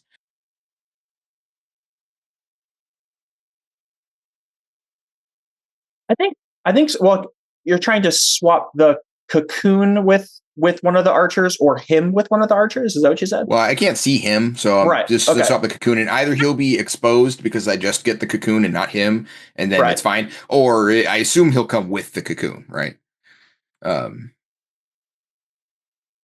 Because he's in it, right? Like if I teleport somebody's skin, I also teleport all their organs, right? Like it's teleporting it as a system. I don't think I have the ability to separate a system, and I would think that in this case, Oh, I see what you mean. Part of, right? Like I can't see him. I can't target him specifically. And if I take the cocoon that he's in, I imagine he'll come with it. Yes, I agree. Okay. But well, I mean, we'll see what happens, right? See what happens when you roll. Well, right, yeah. I don't think this should be a particularly difficult roll. I feel like this is as easy as swapping with an archer, right? Sure, yeah. Well, So I gotta touch the archer, which is why I wasn't sure if you wanted it to be like a danger roll. Oh, yeah, definitely danger roll first. Yeah, I forgot about that. Okay. Yeah, definitely danger roll. Yes. Okay. I mean, to be fair, I regularly train with a guy who could literally rip my skull off. So I feel like fighting 1-to-1 with somebody who's stronger than me isn't that unusual for me. But they are strong. What's my penalty? It's between -2 or -3. I think the lights just went out, so I feel like it has to be -3. I also only have to touch him, right? I don't actually have to like beat him at anything. Because my actual intent here isn't to deal damage, which I guess maybe makes well, that would be the partial success, right? So all you'd have to do is get a partial success to do it then, right? Because then would be good an opportunity for them, but you might take damage still. True.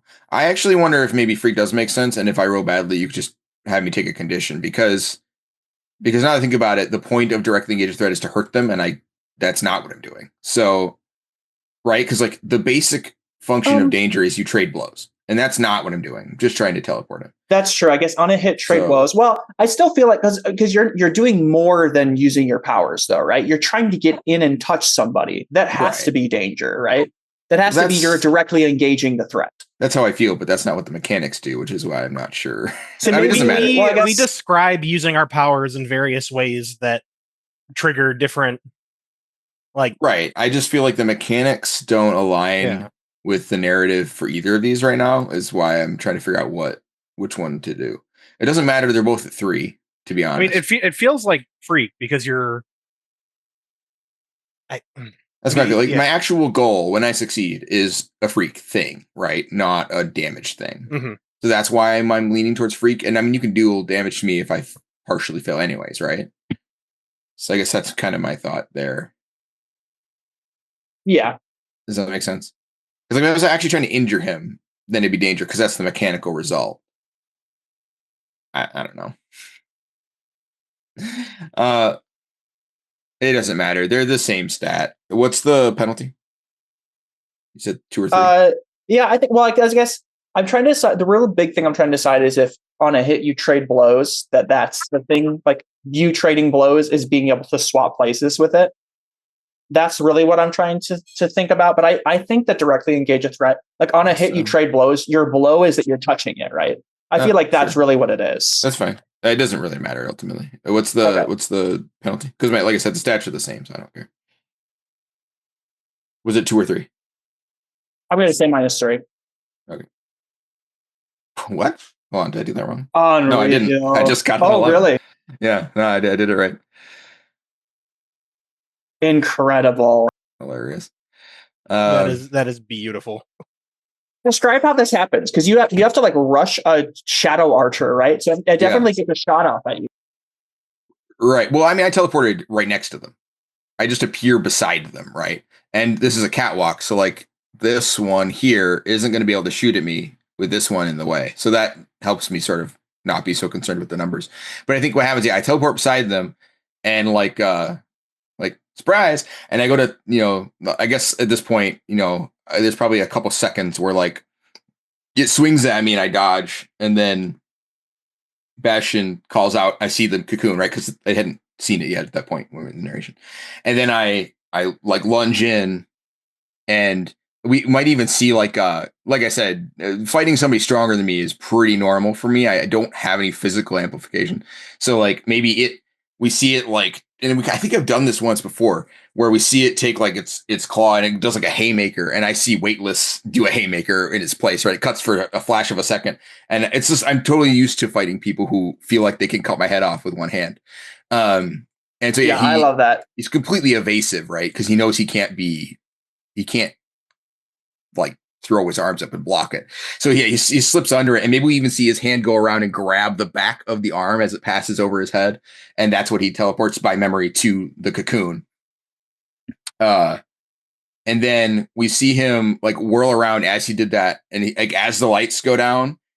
Well, actually, hold on a second. I think because I get stuff for doing this, so we'll do it mechanically. But so for directly engage a threat, roll plus danger on hit, trade blows, 10 plus, pick 2.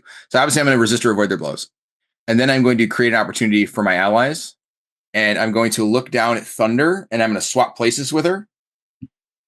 And then, obviously I appear behind her as I look back up at the catwalk as the light suffocates. I'm like, go out!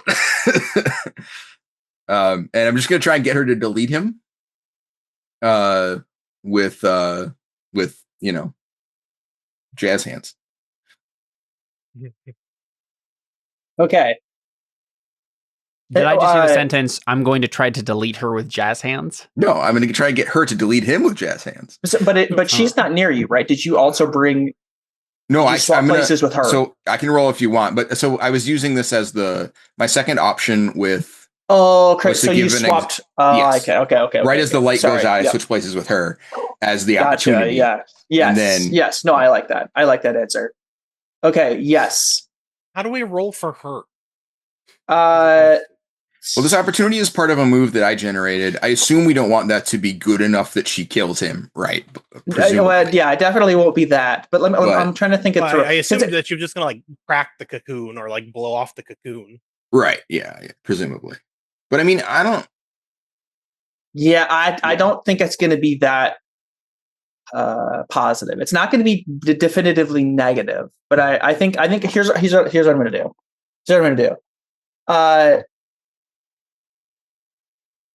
Let me think, because I feel like her cracking this is more like a moment of truth type of a deal than it is like if Thunder destroys him, that feels like a moment of truth, sure. Not like a but yeah. Let me think. If you want, I can roll to comfort or support, trying to get her to do it, right, or to feel like she can do it or something. I don't know. Because I have logical angle now, so I can actually succeed. Oh, I forgot about that. Yeah, and you can also provoke. I don't think so. I think isn't that what provoke is for? True. I guess that's also true. Right? Well, that's just trying to get someone to do what you say. We've used it to be like, do they succeed at the thing you're trying to get them to do, or do they stumble as they're doing it? Right, like a mechanic behind them. But I think this is just something where she goes up and she does this, right? She goes up and turns on her thunder hands, and she just because you guys are out, on a balcony, right? She just puts her hands out on there, and it just super vibrates. And I think what I'm going to say is she starts off with a kind of a Super Saiyan scream, and then it turns into a a scream, and then the catwalk just collapses underneath of them. Mm-hmm. And she falls. Go ahead. It makes a difference. She can touch the cocoon. I was touching the cocoon when I swap places with her, so she can put her hands directly on it. If that makes any difference in how this goes. Well, so I think I forgot that you said that. When you take your swap places with that, I think it feels like when your hand was on the cocoon, right? Well, I guess even when you touch the shadow guy, right? It's Right, I hate this, and the cocoon is the same way. You pull your hand away immediately. Yeah. You're like, oh, ow, my arm! It's like touching the Morgul blade. So, and I think that's what this is doing for her as well. She's putting her hands on it, but she's going up against something way crazy powerful. More powerful than that robot she destroyed, right? So I think she damages it. And then I think the catwalk just falls out from underneath of her, as she's vibrating it too hard, and then I think the shadow cocoon. Yeah, I think the shadow cocoon just like pulls itself into the window and breaks away. Like outside? Wait, what? Like it grows? No, legs? like goes back into the warehouse. Like it just it looks like it doesn't grow legs and move. It just like shifts. It like how mist moves. That's basically what it does. They're outside. Okay. No, well, so they were out on that balcony, right? Oh, I thought a catwalk is different. Yeah, it's internal. Catwalk is internal overhead. Oh, I was describing it as outdoor. It's a balcony. In my head, it was outdoor. But you're right. That's a balcony. I think that's what I tried to say. You did say balcony first, but you said catwalk, and I was like, that. Yeah, I think a catwalk makes more sense. So we'll just say it's a catwalk then. Yeah. Okay. So she falls and that's what I was imagining too. So we'll just say the cocoon just falls straight down. I like that answer better. Yeah. So especially if that's what you guys are all. Can I take my move? What's your move? So I'm going to have Mist drop all of the water straight down directly on top of them, and as she's doing that, I'm going to take all of the smoke, because smoke is carbon. Yeah. And any other just loose carbon I can get, and like flood it into the water and freeze it. And just drop because you can control the temperature of the carbon, right? Whoops. Yeah. And I'm gonna encourage her to try and contribute to that. Maybe unlock a new aspect of her power. Okay, hold on. What are you trying to do though? All right. Essentially. Well, I know you're trying to freeze it, right? But like, what do you expect to be the outcome of that? A gigantic, heavy pillar of carbon ice smashing into him. Oh, so you just smash it into them. Okay, yeah. My plan is you're like I'm gonna freeze this, and I was like, another one. I was like, he's already in a cocoon. I don't know. If she broke the cocoon, I was just gonna try and freeze him. Yeah. We need to smash the cocoon. So slight alteration to the plan. It's too bad. It's too bad, Caleb, that this backfired on you, because I could have teleported you up here and then it would have been easy. Yeah. But I didn't know that any of that happened either in character. So yeah. It's all right. Should I roll a mundane first, like over the communicator to talk to Mist, or is this just something that happens? You're not going to be like rolling necessarily. Well, I'd be rolling. You'd be rolling, yes, to accomplish what you're accomplishing. It doesn't feel like. I guess it doesn't feel like Mist is also just like narrative weight, right? Just like any NPC is narrative weight. Like you can get them to do something. I don't feel like you asking her to do that really like it's, I think it's just cool. I don't think it's necessarily difficult for her to do anything like that. You're not asking her to do something she's never done before, or that she'd be unwilling to do, or that would like change the course of the game. If, like Mist, kill him, take off his arm. Yeah. So I think it would just be your role. Okay. That's fine with me. I guess, so let me think about this. I guess in terms of like the result of the roll, you're going to smash it into it. Let me think. I mean, I'd like this to be wielding my powers with grace, but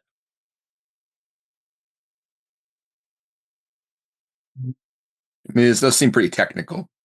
Yeah, I'm creating a giant ice pillar with various bits of carbon. And combining it with a teammate. You know what? Yes, it is definitely a situational -3, given he is at the just about the peak of his power. Not -2 because it's cracked. No. Really? No. Okay. So Thunder didn't have any effect on it. No, she did. I would say otherwise. This is like you would just throw an ice pillar at this shadow cocoon and nothing would happen. Oh, I see. Right? I mean, like. So.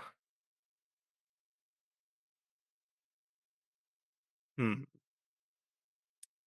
what was I going to say? Some of these rolls have been like not as dire because there was light, right?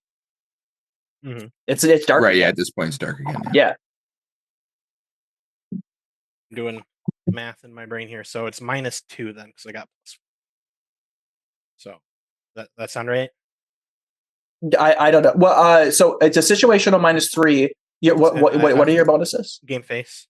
Oh, game face. Yeah. So I'm just rolling with a -2. Yes, as I understand it, yes. Yeah. I'm spending a Nice. thing. Yeah. Okay. I mean, it makes sense. You're working with Mist anyways. Working with Mist. And since I'm wielding it with Grace, he's out of commission temporarily. So neutralize an opponent or threat, at least for now. And then choose something else, right? Choose 2. I thought it was just 1. Nope. On a 10+, choose 2. I'm sorry. I don't have it open. You're spending team, right? So you guys are down to 3 team now, right? Yeah. Sorry. Oh, we didn't take away the one last time. You can take hold of something vulnerable to you. You can create something useful from your environment, or you can neutralize an opponent or threat, at least. I'm doing that one. How would either of the first 2 look? Is what I'm create something useful from your environment. What? I don't know about that one. I guess take hold of something vulnerable to you. I don't know. I don't know how you would take hold of something vulnerable to you without just like that being the same thing maybe right, maybe a few shadow guys just get knocked out from the shock to his like brain. Yeah. Well, maybe you can take hold of ground, right? Like for Chick. What's her name? Luminescence. That's ultimately what I was getting at.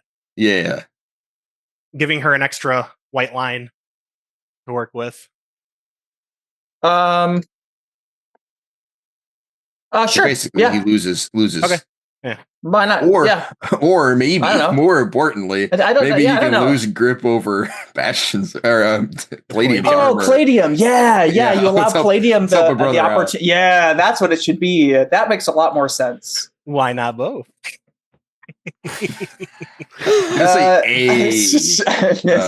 Something from your environment. Take hold of something vulnerable to you, the darkness inside of Palladium, I guess. That's not really vulnerable to you. It is in the most vulnerable place of all of the shadow magics, yes, right? Definitely. Yeah. Yeah. Okay, so you are not neutralizing Midnight. Just let's put that way. Yeah. You neutralize an opponent or threat, at least for now. The opponent or threat that you're neutralizing is the Shadow Cocoon. You are breaking that open. That is no longer a threat, right? Oh, well, in that case, you should take hold of something vulnerable to you, and that should be Midnight, right? Like, but he's not vulnerable to you. He's open from his cocoon. Is he just like also super strong and indestructible or something? Well, he's not vulnerable. So like he is more vulnerable, and as opposed to he's no longer invulnerable, right? But he's not like oh, I'm on the ground.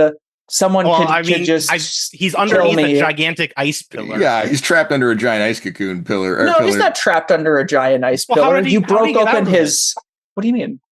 Okay, well, something's coming down on top of you, and you're in something. And then the thing breaks. You're hammering it down. I would say it's just an explosion. Right? Oh, okay. It's this darkness energy. Right? I would say the pillar just explodes. Right? Okay.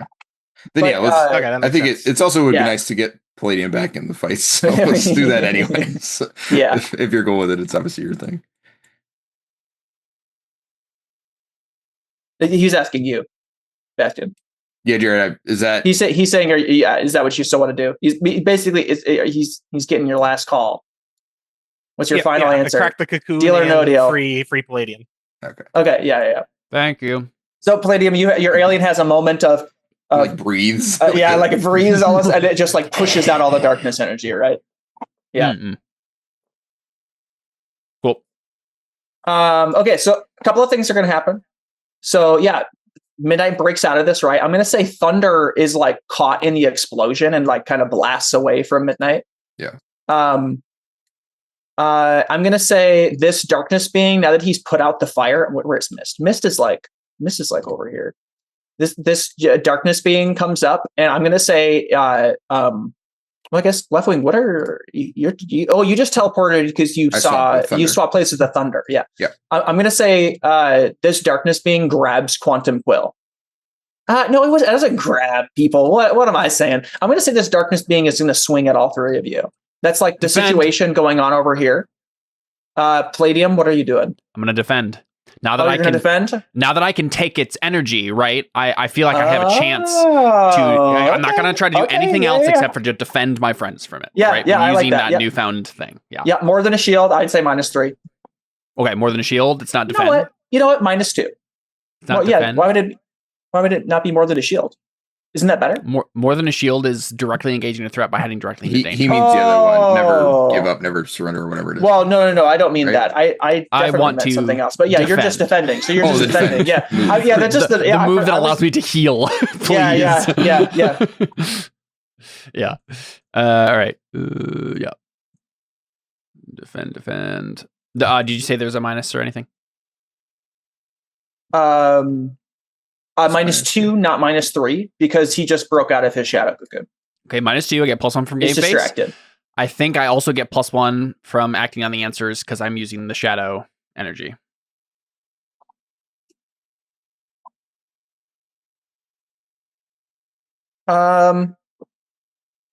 Yeah, I'll give it to you. Yeah, whatever. All right, I'm at 0. What? Oh, no way. What? You have to have leveled up now at this point. Wait, what was your... Wait, it's still a -3. The modifier was still a minus. Oh, because you're afraid. Are you afraid? Oh no, you rolled danger, Caleb. Instead of defend. Oh, you I was like, there's no way. This doesn't make sense. Yeah.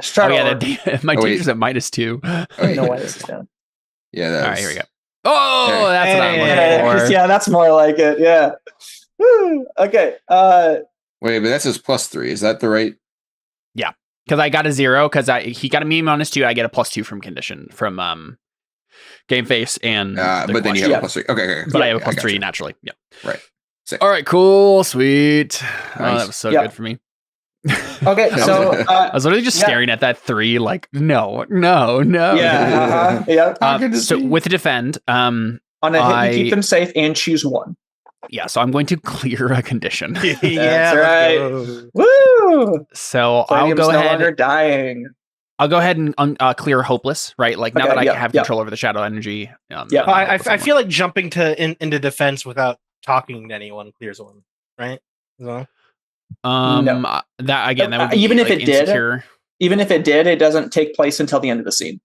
True. Oh yeah, we always That's forget true. that. I forgot about that. Yeah. All right, yeah. So I just what does that look like? Do I actually get to catch the fist or what? Yeah, I would say like you collide with the fist, right? And it's like you took the kinetic energy out of it. Like it takes away the explosive darkness energy that was going to consume your friends and blow them up, right? You absorb that into you. Giant colossus swing, right? And then I kind of like skid on one knee like from like all 33 of these people are like and then I like kind of skid in front of them and I catch it and then he pushes me back, but I'm like yeah. Nice. I like that. Yeah, maybe like Palladium's body stops right in front of Bastion, right? Yeah, like, they bump hey bud. Yeah. Are you done exploding? I'm like, yeah, I think so. I can take their shadow energy, but it does something weird to my armor. I don't know if we can use that. And probably what you saw actually be at Bastion is I took the shadow energy and I like expelled it out the back of my armor. Like, okay, sure, yeah. Right. Can't keep it in me too long. I'm gonna say, let me think about this.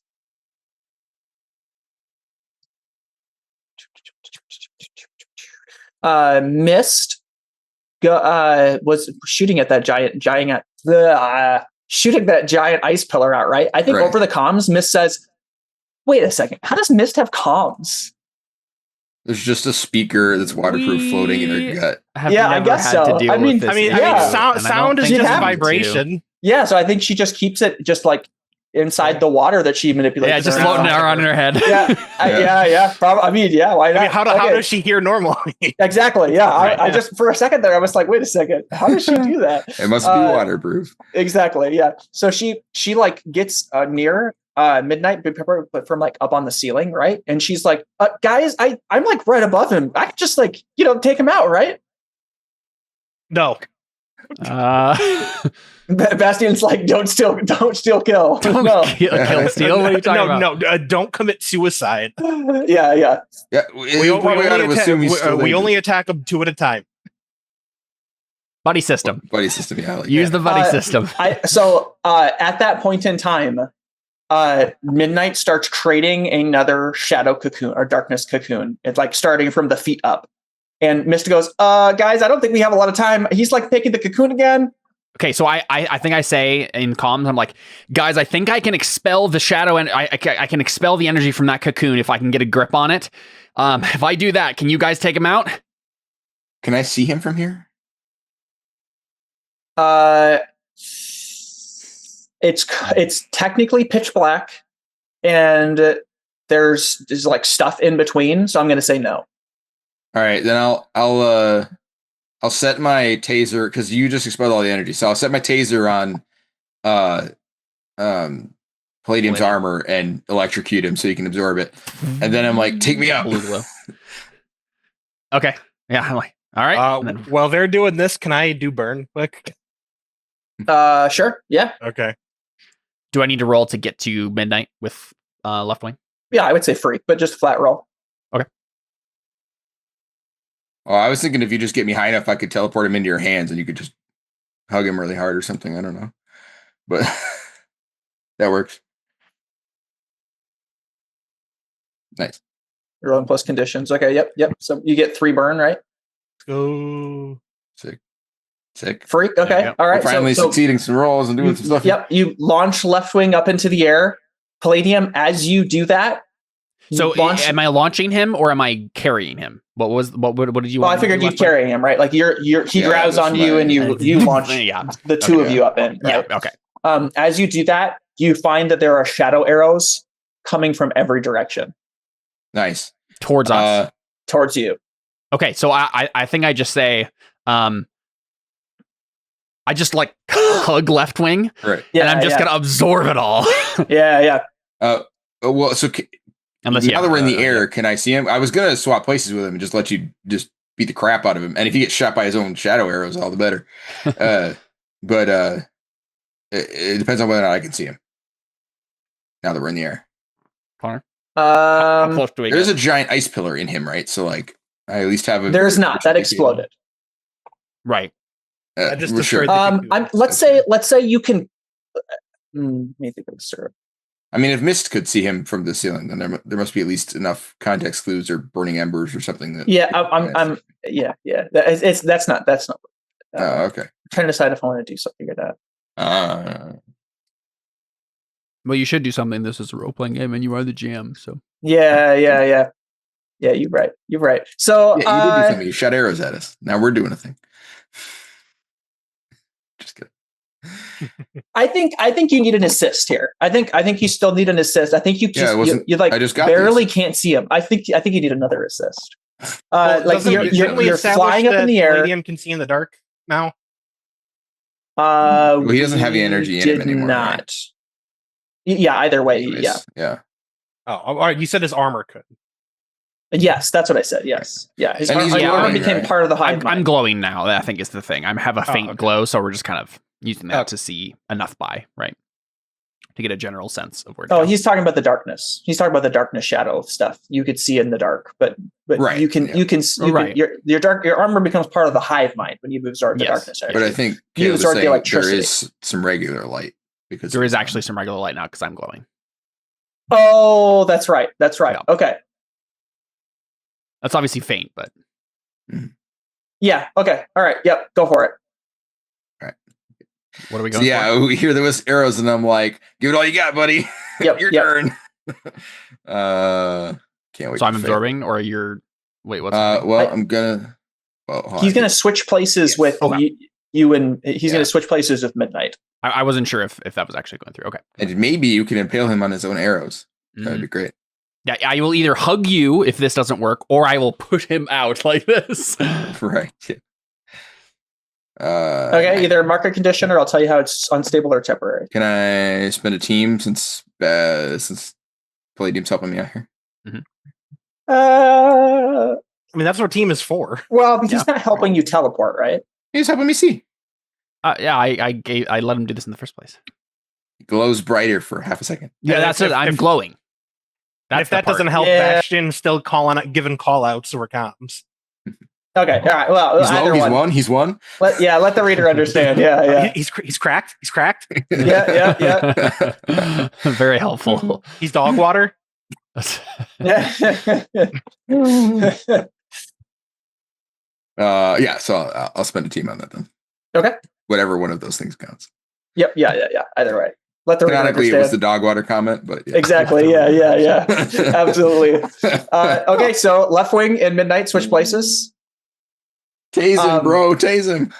Yeah. Okay. Here's what we're gonna do. Palladium. You are now holding Midnight in your hands. He's creating a shadow cocoon around himself, and a bunch of darkness arrows collide at the same time. And what happens is, like that scene where in Harry Potter, where what is the exact thing? Where Voldemort gets all. I think it's darkness, but it might be like fire or something. Where like a bunch of like Dumbledore like shoots a bunch of fire at him, and he like circles it around and just like explodes it. Right? Yeah. He just like absorbs a bunch of this darkness energy from these arrows, and it like a darkness like blast goes forth from him as the cocoon resolidifies. And I'm inside it with him. You're not trapped. I'm not trapped in here with you. You're trapped in here with me. Let me think about that. Let's put a roll around this. I think the cocoon starts forming like you're like maybe it starts like. Can you tell me like about to like form like because it was going from down to up, right? Yeah, so from bottom to top. It's like forming up, and then all this darkness like pulses. Let's have you roll more than a shield to resist this, just to see if you hold on to him, and if not, then we'll. You keep getting the move wrong, but I assume you mean never give up, never surrender. Never give up, never surrender. That's right, exactly. Yes. So basically, I'm taking a powerful blow. Yes. So can you describe? So I'm like holding him. Yeah. The cocoon is coming up. And then he basically grabs the shadow instead of the like absorbs arrows, he absorbs it and channels it. Yes. And it's like a basically like a concussive blast of all this darkness energy converging at once. Okay, great. Except it's going in. I'm in. So I'm definitely not getting blasted out of this. Maybe I do take a powerful blow. So he's forming the shadow cocoon. Right. Yeah, he's taking it into his own body. So there's no cocoon anymore. Now he's just blowing up. Basically, that's not what Connor said. Connor said he was forming the cocoon again. It's hard. That's what I thought. I think it's always hard to describe.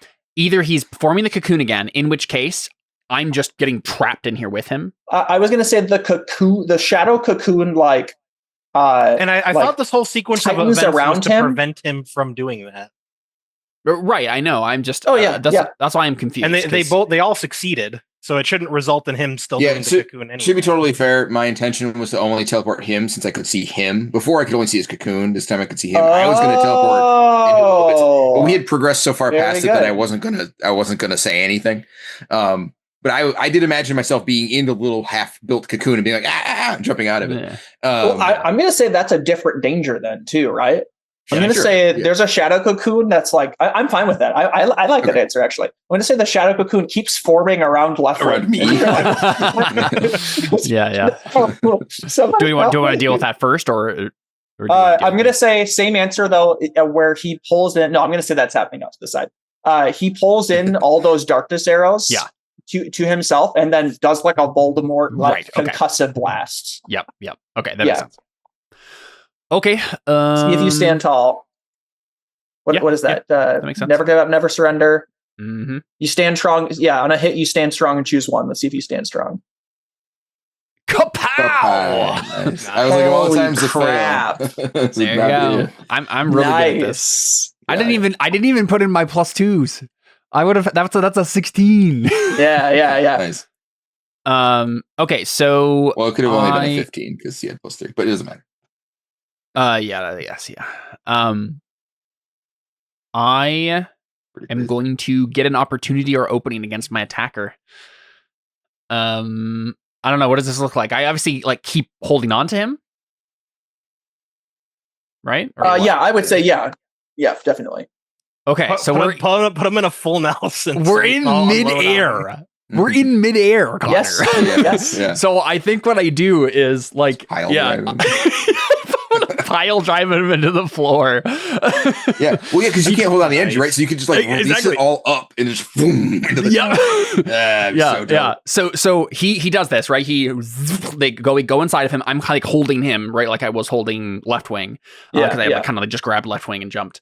And so it goes into him and he tries to blast it out and it just like we just see like kind of like almost like a dust cloud, like kind of like around my armor as it kind of like all of gets absorbed.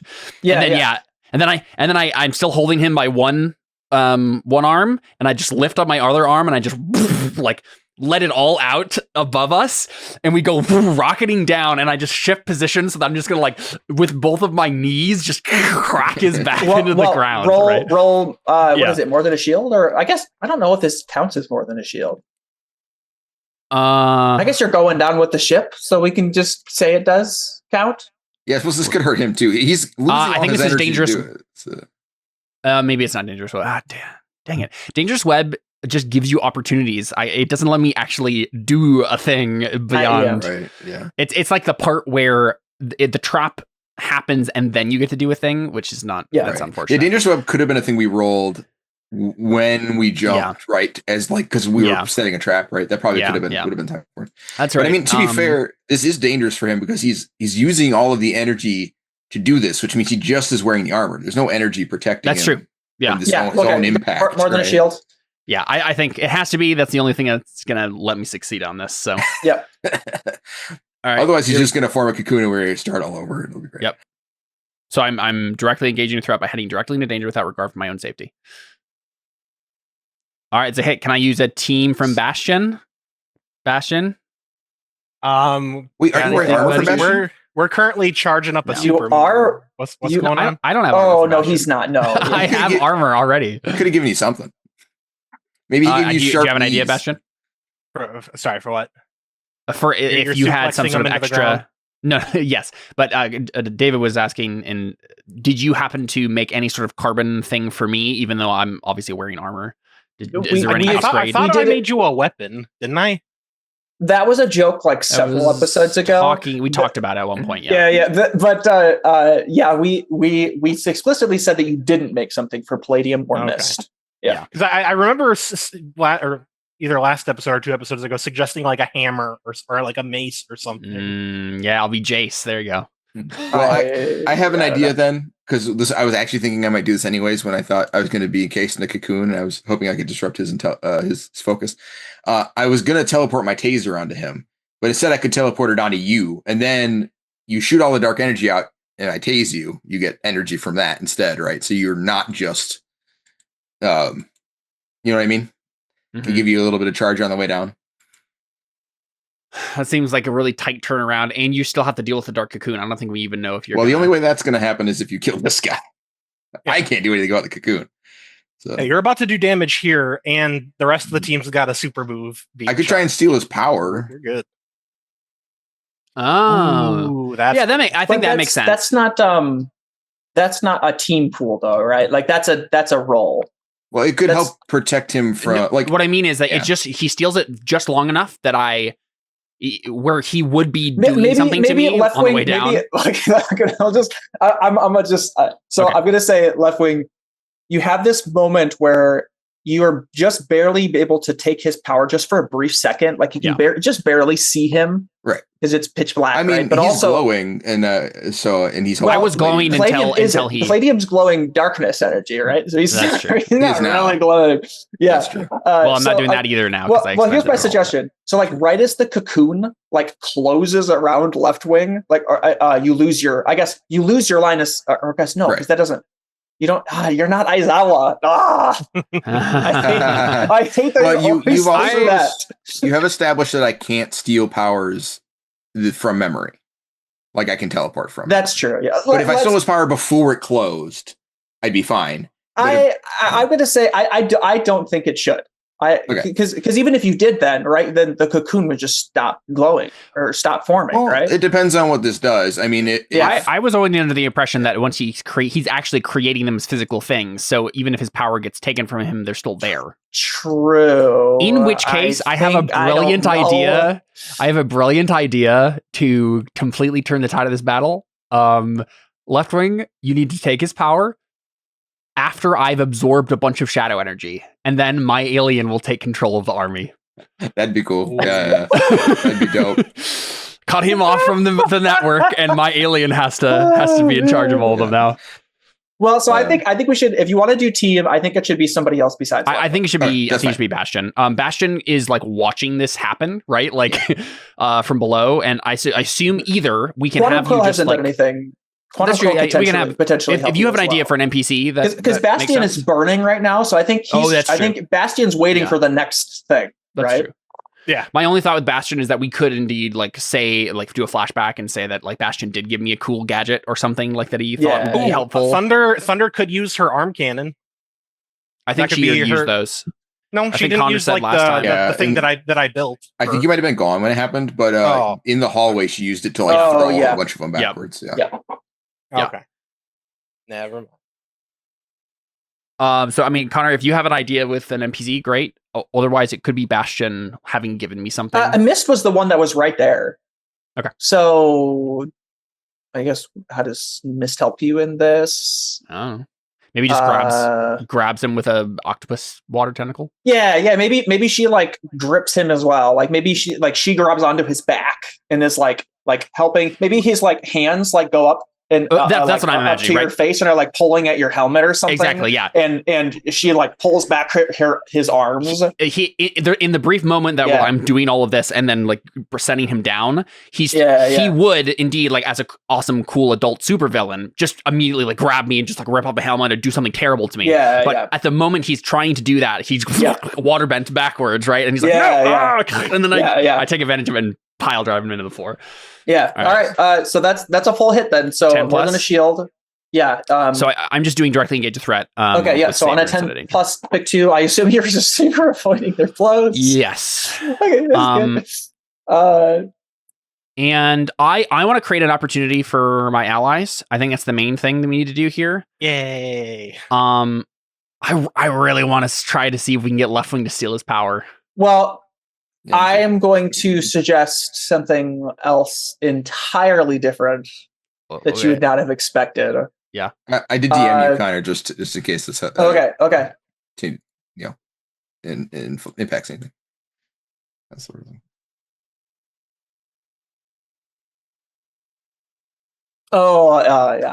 Yeah. Just in case it comes up. Yep. Probably not yet, but maybe.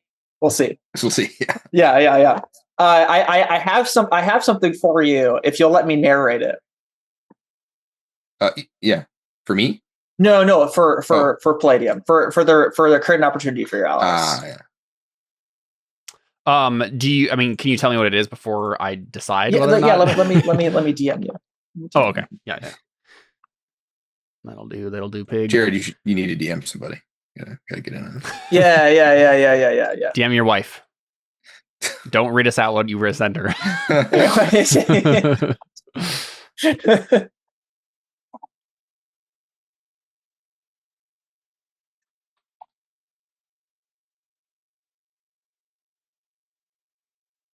Creating an opportunity is always good when we're working with negatives.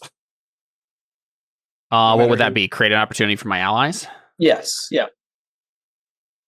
I don't want an adult to show up. I want us to do this. Well, keep in mind, you're on a hit. You're trading blows, right? You'd be trading blows right now. Oh, you got. I'm resisting and avoiding their blows. I don't. No. I understand that. What I'm saying is, what you've accomplished here is trading a blow. Yeah, I know. So that means he marks a condition, right? Mm-hmm. Do you know how many conditions does he have? I don't know, Connor. You haven't told us. Because you haven't hit a condition, right? I think is the implication. That's what I'm saying. I know. I understand that. I just think this could be a really cool answer for mechanically how that Deus Ex Machina, Connor? No. It's not a Deus Ex Machina. Listen, what I want to do is I want whatever we need to do to finagle this. We need to have Leftwing take his powers after I've absorbed a bunch of shadow energy, and I will take control of the army. That's what I want to do. Yes. And so I want to create an opportunity for my allies, Leftwing specifically, so he can take his power. Yeah, I mean that would be a moment of truth thing, right? Can I also actually I might just take something from him? Can I just absorb a bunch of his shadow energy or something? And expel it? Like, is there a way that I can like deplete him of this in some capacity? Like, how does he generate it? Is it just innate? Does it tire him out when he uses it? I don't think you know the answers to any of those questions. Well, he might know the answer to those questions in relation to luminescence. Luminescence, yeah. How does luminescence work? In which case, yeah, she just creates them from herself, right? And she like they extend out. Right. So my question is, she can form she can form something that's even not near her. It's just right. What's her limitations though? Like, is it the more she maintains, the harder it is to do? Is it the more energy she uses from herself, the more tired she gets? Yeah, she would. I think it is a tiring thing. Yeah, but I don't think you've ever seen luminescence like. Does it have to do not with be able to use her power? Right. But my question is, does that mean it's more about how many constructs are currently active and less about how much energy she has expended during a fight in general, whether or not the constructs are still around? Would this achieve? That's what I need to know, right? right. I want to take something from him. I think that might, if I can't create an opportunity, which is Leftwing taking his power, if you won't let me do that, then I want to take something from him, which would likely be like shadow energy. I think that's the only thing to take from him. But I just don't know what that would accomplish or if it would be meaningful enough to matter. Yeah, well, I also don't think get rid of the negative or a negative or two. I also he's not infused with darkness energy, right? Yeah. So if you try to do this to luminescence, it's not like you'd be taking your power source, right? Yeah. So I don't think you can take something from them. Okay. You take away his pride. What opportunity can I offer? Yeah. No, Fire Lord Ozai, you're not wearing pants. The crater is take away one of his black lines. The crater is so huge that his clothes are obliterated. What opportunity can I present for my allies? The opportunity to steal his power. Yeah. That's what I want. Yeah, is that not possible? Right. Yeah. Well, I would say, because I think that was what our plan was, right? Yeah. Yes. I would like to do that. All right. So I want to create an opportunity for Leftwing to steal his power. All right. Right. So we crack to the ground. I do the condition, right? I resist all of his blows. What is how do I crack the stone of the warehouse floor? Like what? Yes. Definitely. Yep. Like you crater into the floor. Yeah, a little crater. And mist just slips out before you hit the ground. Right. And so I probably have one arm pinning him down. And I think probably maybe let's just say this. Let's just say can Leftwing have left? Because I need to create an opportunity for Leftwing. He needs to be able to see this guy. That's the most important thing. So can I say that Leftwing left the taser with me, and so I have it in my other hand, and I just activate it on myself? Well, I and think just you already said that, right? It was one of my ideas for how I could have. I don't think we ever solidified it. But basically, just so I can activate it real quick and just glow up again, so that Leftwing, when he looks down, has a beacon of light, and he's just there he is, right there. I guess the other thing is, actually. No. You know what it is? I don't even need to do that. The moment I hit the ground, I take all the kinetic energy that's going to go on me, and I'm glowing purple. Sure. Well, I was going to say the creating the opportunity for Leftwing honestly really should be that he isn't absorbed in the darkness cocoon. Well, I mean, is the way I understood it, it was forming around his feet. Is there any reason I couldn't just have climbed out? Or swap places with a shadow guy or something, right? You could just swap places with somebody. Yeah. I mean, I can never trap this character. Poor Jim, the shadow guy, gets trapped in there. He's no. I mean, he's made out of shadow. I was about to retire. He would just get absorbed into it, right? Yeah. He ascends. It's fine. Yeah.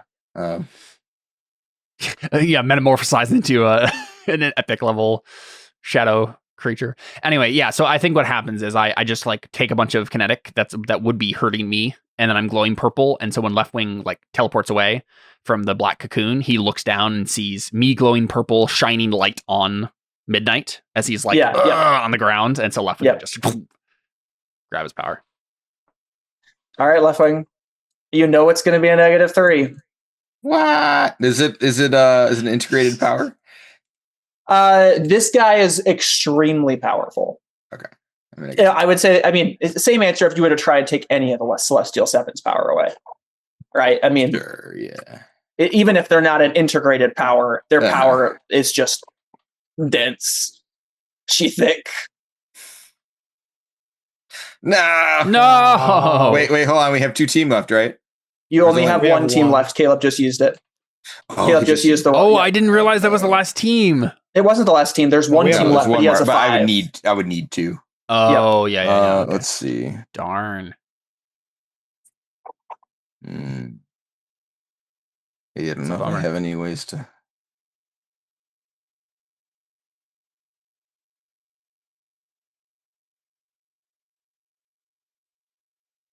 What is your freak at? Is it at +3?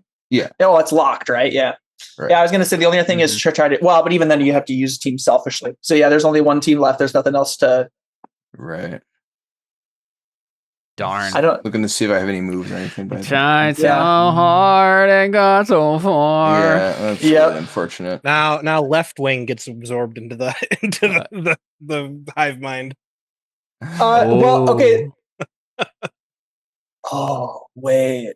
I give him a bit. Let me think about that. Let him check. Let me tell you something. Wait, let me tell you something. No. I need to just shut up. I guess the only thing I was thinking of is you think that you're taking his power, but really you're swapping your power source with just some darkness energy that puts you into the hive mind. Wasn't that a terrible answer? But I don't think that really makes sense, right? Like how? I would like, if it's interesting for you, mostly based on narrative pacing. Yeah. If it succeeds, but it's not good for me in the sense that like I do it, but having his power in me is bad for some reason, right? Like, I mean, I guess that would normally be. What would you? So this was like a freak roll. So you're unleashing your powers, right? Yeah. So it's on a 7 and 9 marking condition, and the GM will tell you how the effect is unstable or temporary. I feel like that's what you would have gotten if you had gotten a 7 and 9, right? It's like it's bad for you. You take it. Anyway. You know what? Let's do this instead. Actually, I like this answer way better. You, instead of teleporting out, you're like, I need to take his power. I need to take his power. You try to take his power and fail, and then you get absorbed into the cocoon. Being inside the cocoon is a cacophony of darkness that you can't focus enough to teleport out. Okay. It's not just like I'll just swap places with whatever. Sense. You're like maybe what it is, Left Wing, is like when you landed in the cocoon, like your feet kind of sunk into the mass of the darkness on the bottom of your feet, and so you're trying to like get your feet out. You're like and then you like looked over the lip of it, and you're like, I gotta take his power. That'll save it. And then it's like too heavy for me to get in time, and it like closes. Yeah, that's cool. All right. Oh, actually, that's horrifying. I hate that actually. Yeah. Makes me feel sick. I'm saying, all right, take it, Left Wing. Left Wing. Left Wing. I look at this like have comms, right? So yeah. Yes, yeah. Well, I think you just hear a blood curdling scream. Yes. Yeah. Well, no, I don't think No, I mean I probably hit it and I'm like, the cocoon closed, just kill it. Just kill it. Yeah. Okay, so here's what I'm gonna do. Here's what I'm gonna do. You're holding him, you're like, Left Wing, take his power. And then, this giant dark guy is still here, right? Yeah. I think you just get slammed by this thing. Me? Yeah. Well, I didn't fail. No, you didn't. Oh, he hits you though, right? Like I'm not saying like, you just lose, right? Like this is gonna move. Yes. Yeah. Okay. So you're like maybe like you have him the classic like you have his arm pinned, right? And then you're like, Left Wing, take his power. Left Wing. And then, right. So I would like to say, I'm going to attempt to do the following. I would like to absorb because like the whole point of these shadow things is like they kind of have this like explosive concussive force of the shadow that's when it hits someone, right? Yeah. I want to absorb that as quickly as I can and funnel it into my fist and punch Midnight in the face with it.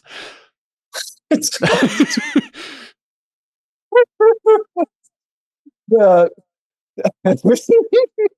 Right, where the point of it is just like the force of it is just letting me slam into him. Let's just think I know this is really, but like, Palladium, the most powerful thing tries to attack you. Okay, I attack him harder instead. yeah, duh. Have you not been paying attention? It is kind of what let him.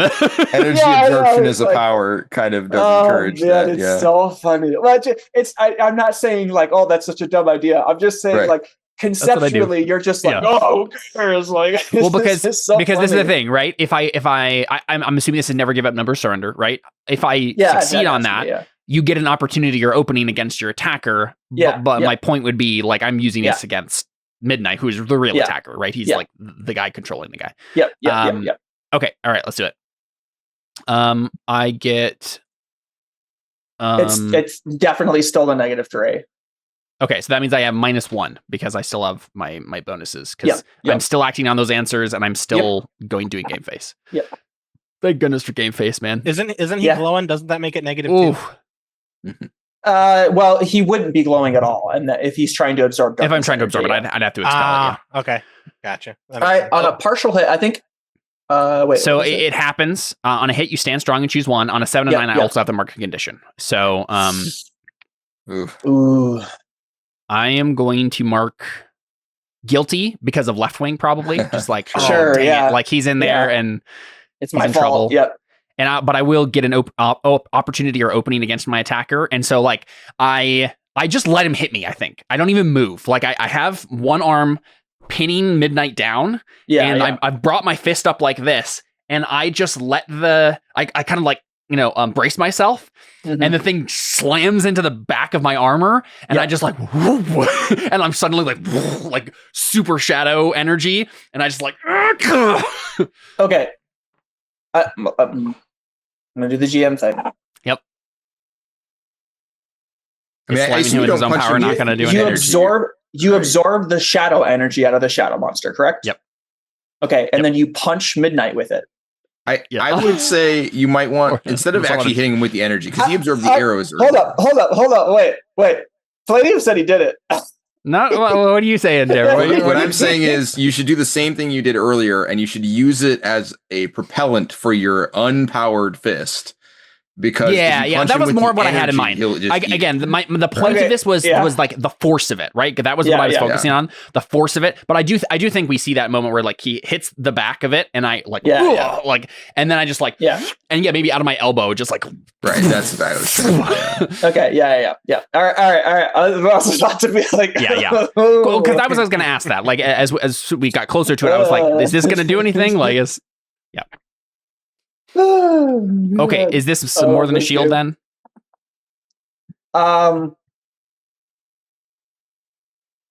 I trading blows with them? I guess you just absorb the blow, but I would just say this should just be a normal danger. Because you're not necessarily putting yourself, like you just put yourself in harm's way, right? But now you're just punching him, right? I think this is just danger. I'm not good at that though. Uh-oh. Oh, you're really not good at that. Very, very, very not good at that. Oh boy! I not only have marked afraid. Oh no, yep. That's bad. But oh hey, can I check angry? No, never mind. I can't do this. Yeah, it doesn't matter anyway. Yeah. Yep. How can you finagle this into freak instead? I mean, I guess I could. But then you're not. I'm not trading blows then, right? Yeah. My point is to give him a wound. Well, right? There is 0% chance that happens. No, there's not. It's not a 0% chance. -5. It can't get any only lower go than -4 is the lowest. -3. -3 is only the. Yep. +4 is the highest. -3 is the lowest. What? That's not fair. It should be -4. They do that so you can always succeed. I know. I was just being. I'm taking a look real quick. 12, -3. Yeah. Heart of the cards, Caleb. Yeah, I should probably get wield your powers at some point. Well, yeah, definitely. Right. I mean, you're going to want to get everything at some point, right? Well, I don't think you can. You can get 2 adult moves. Only 2. Yeah. Just become a doomed like me, and then you can spend. There you go. Points. You can spend a doom point. I don't want to know what would have to happen for Fellaini to become the doomed playbook. The entire Vulcan race. The entire race is after me. Yeah. Well, no, I mean, it doesn't have to be somebody's after you necessarily, right? Your doom is after you, right? But the doom could be the armor killing me or something. Mm-hmm. Yeah, that's true. Yep. That's actually pretty plausible. Okay. Actually, that sounds kind of cool. Yeah. Okay, so danger. I do have the +2. But then I have, what did you say, -3? Is there any situational? Because I guess the thing I'm doing is punching him, is engaging him directly in danger. Do I get any situational penalty for that? Is it still a -3? No. I mean, you're because you're not fighting one of the shadow beings, right? You're fighting him. Okay, which I guess theoretically speaking, but those are the thing. My argument would be, since you're not giving me a penalty, then it does make sense for me to have to roll just danger here. If you were giving me a penalty, then I think I'm going recklessly into danger, right? Well, true. If this guy's as dangerous in hand-to-hand combat that he's a danger to Palladium and full, then I am certainly 40 doing more than a shield. I see what you're doing, Caleb. Yeah, either one is fine. Flat roll. Okay. So I get to mark +2 on my situational bonus then. I am still getting -2 from afraid and -2 from danger. Yeah. Caleb, good job. You solved my metagame the RPG rules puzzle. Wait, so do I get to do Savior? What did you say? No, it's just a flat done. Okay. Yeah. No situational. I mean, Oh, thank goodness. Okay. Yeah. So 7. Nice. Hey, there you go. You can either resist or avoid his blows, right? Or what is it? Take an opportunity. Impress, surprise. And it's all, yeah. Wait a second. I rolled danger, right? Why do I have a +0 as the modifier? Because, I don't know. So I added a +2. Mm-hmm. And you're afraid. But I'm afraid. And I also have a danger is -2. So I should have a -1 on that, I think. Right? No, you should have a -2 on that. -2 on that. Right? Because you're afraid and only a -1 because the maximum. Well, no, because right, because I guess maybe we misunderstand how the bonus is like maybe the system is you can only have a -3. I'm just gonna roll it again without putting anything in and just see what happens. Yeah. So it gave me a -3. Yeah, that doesn't make any sense. It should be a -1. I think it's because the system thinks the lowest you can have is a -3. It's not doing our extra math because we're having modifiers cancel out before they become part of the roll. Yep. Yeah, I mean, technically, actually, this was exactly my roll was 5 because I got a -2. Oh, that sucks. Yeah. Can't even spend a team on it. Okay, you level up though, right? Come on. No, I was at 0 potential at the beginning of the session. He just leveled up. I just did. Yeah, I got persuade. Very helpful. Maybe I should do that next. Okay. All right. Here's what I'm going to do. Bastian, you've been real burning, quick. Right? Yeah, go ahead. Oh yeah, never mind. I did more than the shield. I don't get an extra. It would have been worse if I had failed this on more than a shield. So here's what I'm going to do. So you take the blow from this giant monster, right? It's like boom, and then you expend all the shadow energy from behind your arm, right? And then try to slam your fist down into him. I think all he does the super cool ninja thing where there's darkness just appears before his face and you just punch this darkness and then behind you the darkness that you just expended just shoots back into you and slams into you and just shoots you away from him. I'm just gonna have you mark a condition. Okay, and I'd like to imagine you just get thrown up against both maybe sides. You set flying back in where Bastian is. You fly off past Bastian. I'm imagining I'm hitting one thing of shadow and it's hitting my arm, and then the other thing of shadow comes back around and hits my leg and the opposite side of my body. So I'm literally just spiraling, pinwheeling, just off into the distance. And it's Thank you for buying me plenty of time to charge. Yeah, you're welcome, buddy. All right, Okay, here's how this is going to go down. Here's how this is going to go real down. quick. Should I mark hopeless or insecure? Those are the only ones I have. Whichever one isn't defend. All right, I'll do hopeless. That makes sense. We just did a whole lot of crap and we didn't end up. I tried so hard. Here's what we're gonna do. Yeah. So, Palladium is almost out of the fight. Left wing is stuck in a darkness cacophony, right? I think we're gonna do a shot of like maybe Thunder comes up to the cocoon, and he's like, "Left wing, are you in there?" And she like looks down at her hands. She's like, is this gonna kill him if I like? What do I do? And then we go over to where Quantum Quill and Bastion is, and I think Quantum Quill is like maybe like shooting some she's debris and stuff. She's helping me with the. Well, she's she's shooting some stuff off at like these like some shadow people that are like coming up against you, right? And then she like turns and sees like, okay, Bastion's ready, right? And she's like, well, I guess she's like, are you ready now? Yeah. All right. Could Bastion to kind of have splooshed over here in the interim of them getting slapped? Sure. Yeah, I suppose so. Okay. I'm going to give you an actual shot here, Bastion. Okay. And I'm going to flip the scene for a second. You like you with Mist and Quantum Quill like on either shoulder, right? You're like walking forward, like, all right, I'm all charged up. Let's see if I can kill him, right? And I think when you get to where you can actually see him, there's already a darkness cocoon around him. What? And you're like, oh my gosh. And then you see a light coming through the windows. And you're like, look to the east. What the heck is that? But it's not a luminescence light. It's like sunlight. On dawn of the fifth day. Yeah. We've been fighting for Gandalf! 7. Is it dragon?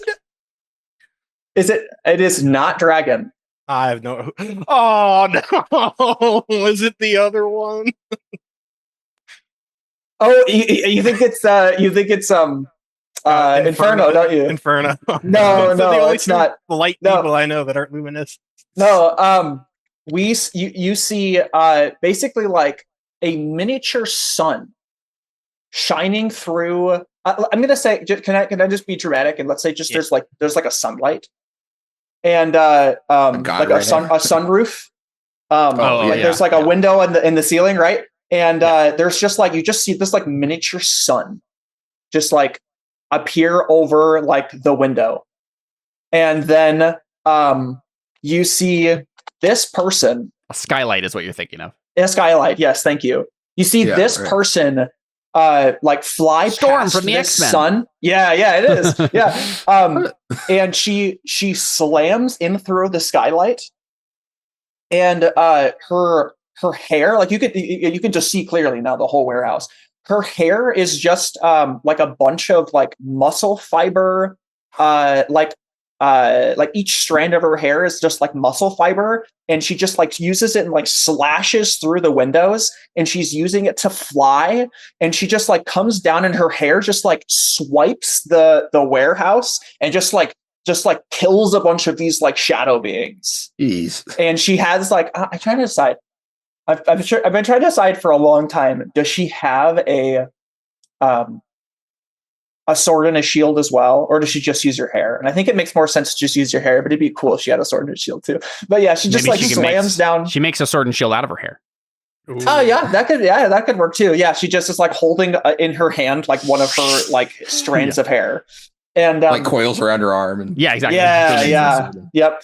And then behind her, you see the person who is creating this miniature sun, and it is someone you almost recognize him. He looks kind of familiar. It's Angel's brother, Morningstar. Mm. Oh, and he kind of looks like Angel, isn't it? Yeah, yep. Is his real name Lucifer? Because if so, we're gonna have to worry a little bit here. Yes, it is. Yeah. Oh no. And no, I have no idea. he like kind of like comes down. He's like his feet are like glowing of like this solar energy, and he comes down, like brings the sun like into this warehouse, and he smiles and he says, "We all die." Yeah. He says, "Hope has arrived, children." And Bastian, the cocoon is cracking. It's like we could have done it on our own. Form. You could have given us 5 more minutes. Yeah. And it is your time to shine. Yes. I'm gonna finally get to use the move I never get to use because it takes so much prep. I'm using Nice. what is it? Reality Storm. Nice. I spend 1 burn to engage a threat using Freak instead of Danger. Yep. So I'm rolling. I want to kill this guy. Yep. And I mean, the fight's almost over, so I'm gonna go ahead and spend 2 so I don't cause a bunch of unwanted collateral damage. Spend 2. Oh.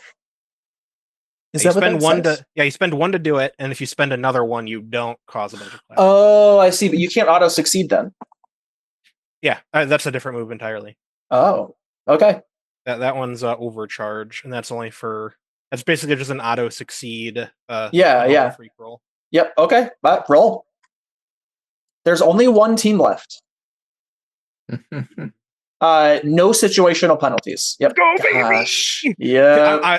Well, since it's the end of the session and the end of the combat, I'm making it a 13. Yeah. with whose help? Quantum Color Mist. Okay. I'll describe what's happening. Okay. So, like while they were doing their shenanigans, I called Mist back, and Quantum Quill's now here. We're basically collecting all of the shards of carbon infused ice. I'm having Mist and Quantum Quill doing that while I'm just pulling all the extra carbon into the room. And we're just forming like a giant, like spinning lance made out of ice and carbon. And we essentially like all 3 just like launch it as hard as we can with our powers at the same time while it's like spinning like a drill. Bastian is always coming. It's like a work of art. Bastian's final move is always a work of art. He's like, how complex can I make this? Dude, it's gotta be. Oh man. Okay, so this is supposed to be United States of Smash. Come on.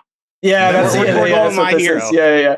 All right, you gotta end it on a United States of Smash. Yep. United Province of China Smash. So on a hit, trade blows, right? On a 10 plus, pick 2. So resist or avoid their blows, take something from them, create an opportunity for your allies, impress, surprise, or frighten the opposition. I'd like to say another thing that's happening on the side is your cocoon left wing is also like weakened, and you start to see like little ripples.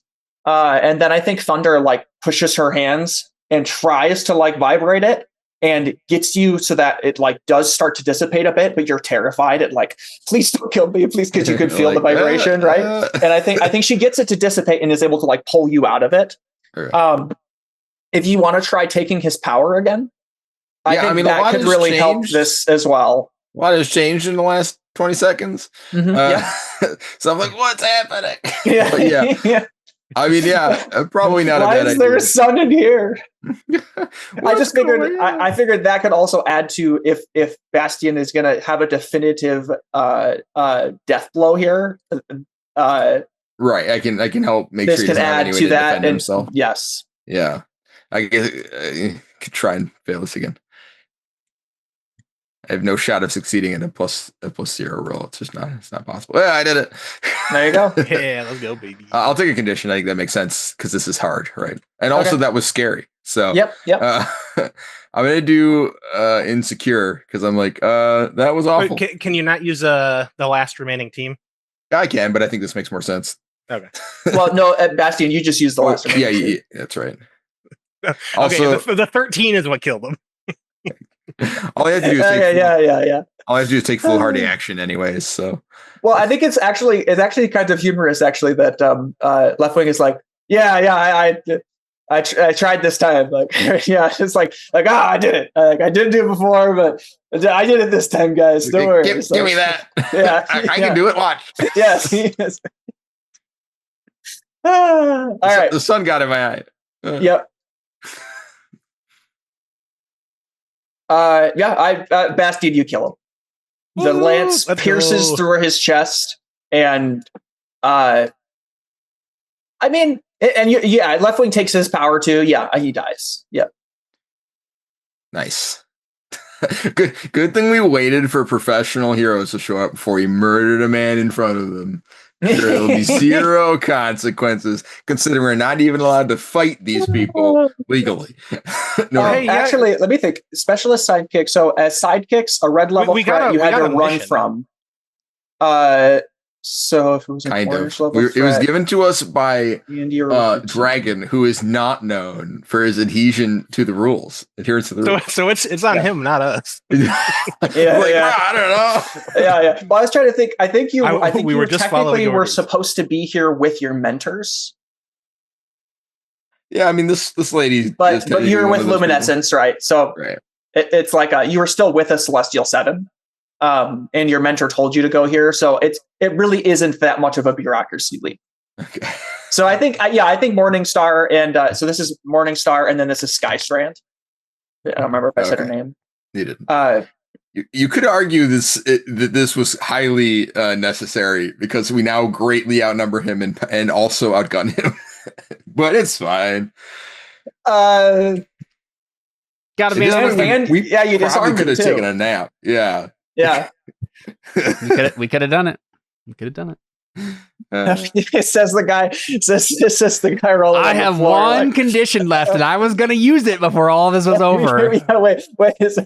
I think maybe like Morningstar comes over and like helps you to your feet, Palladium. And well, I guess this is just for the bit, but Palladium said Morningstar says like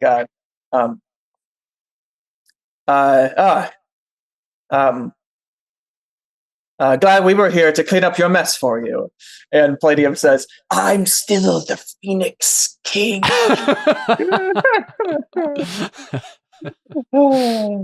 I'm like, we could have done it. We were almost there. Yeah. What do you mean? I killed him.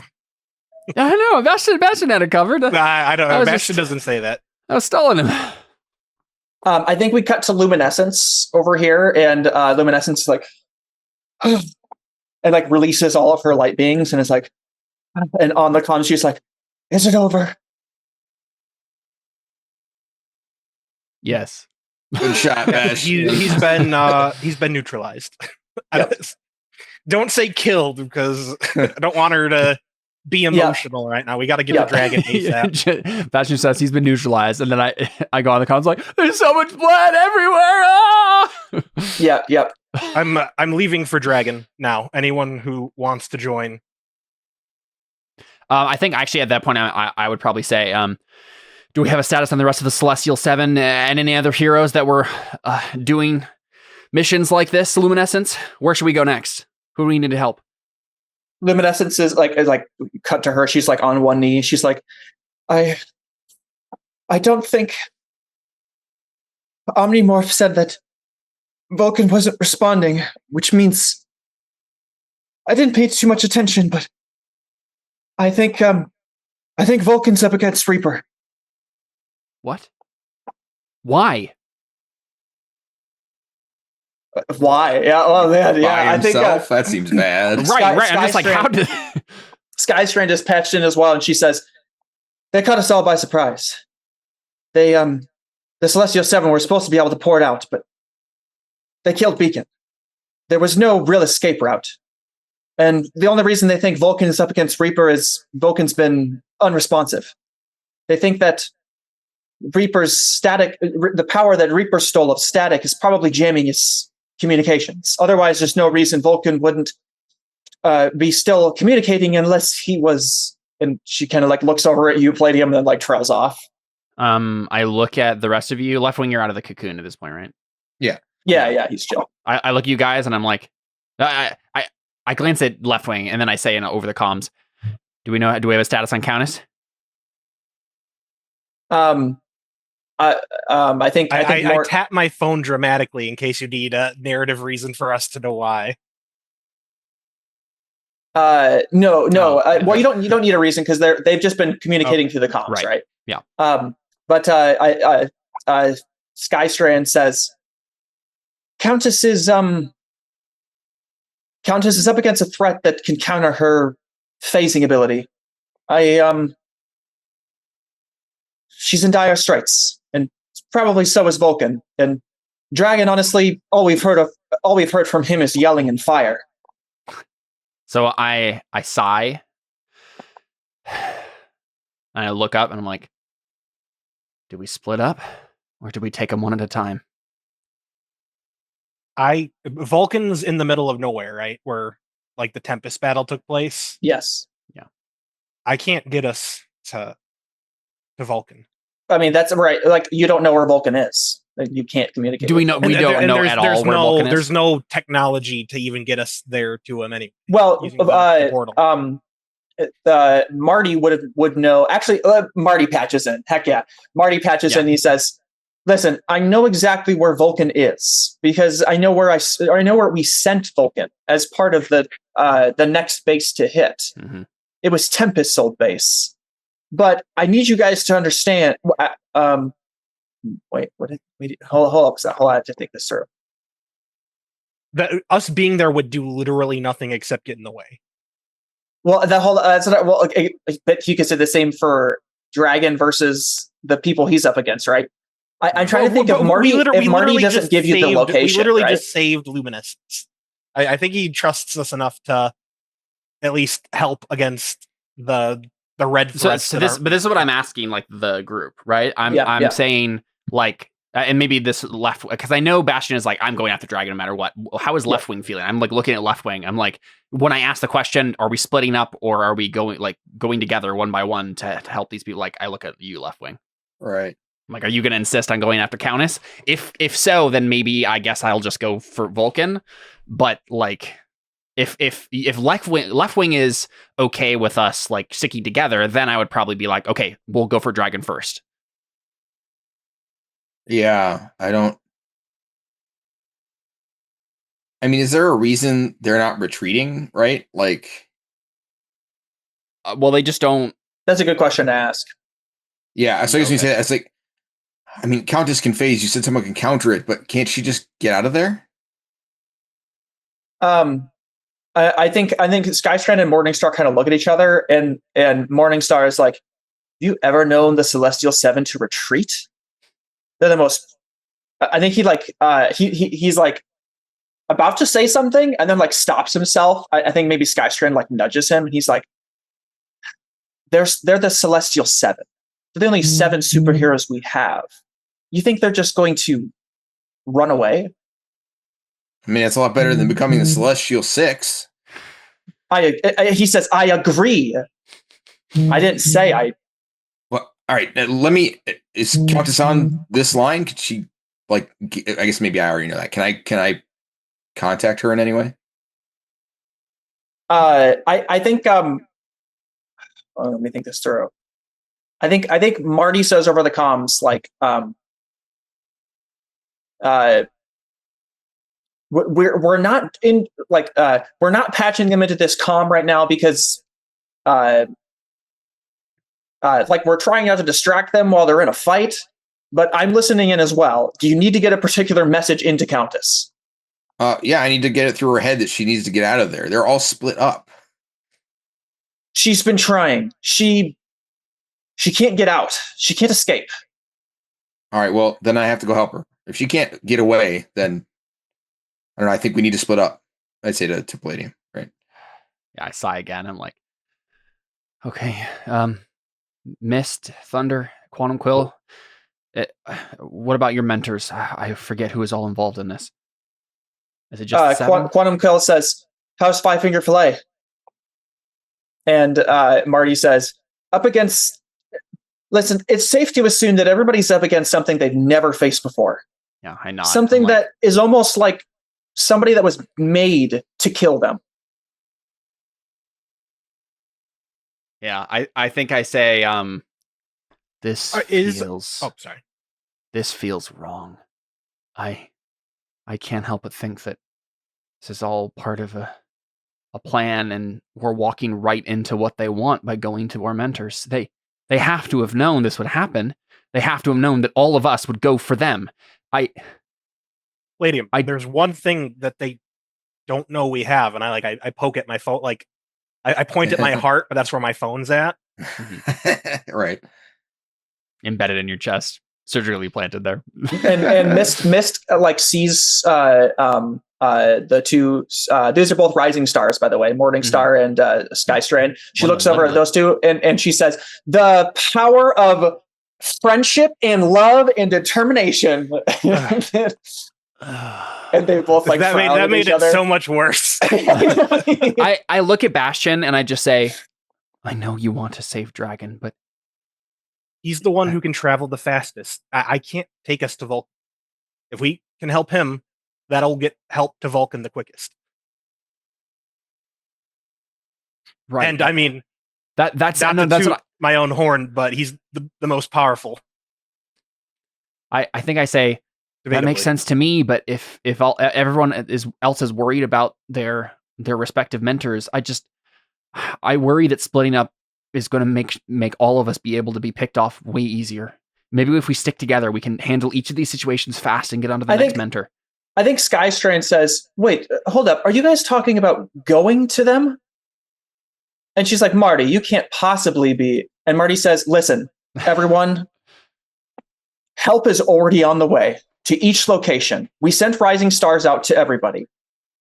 If you think you have to go, honestly, I'd rather that I know you went as opposed to not know you went. And I know that basically right now you're thinking like this is your parent that's about to die."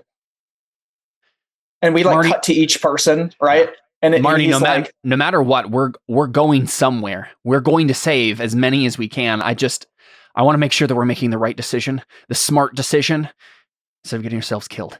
Marty, I can instantly bring everyone in this room to one hero.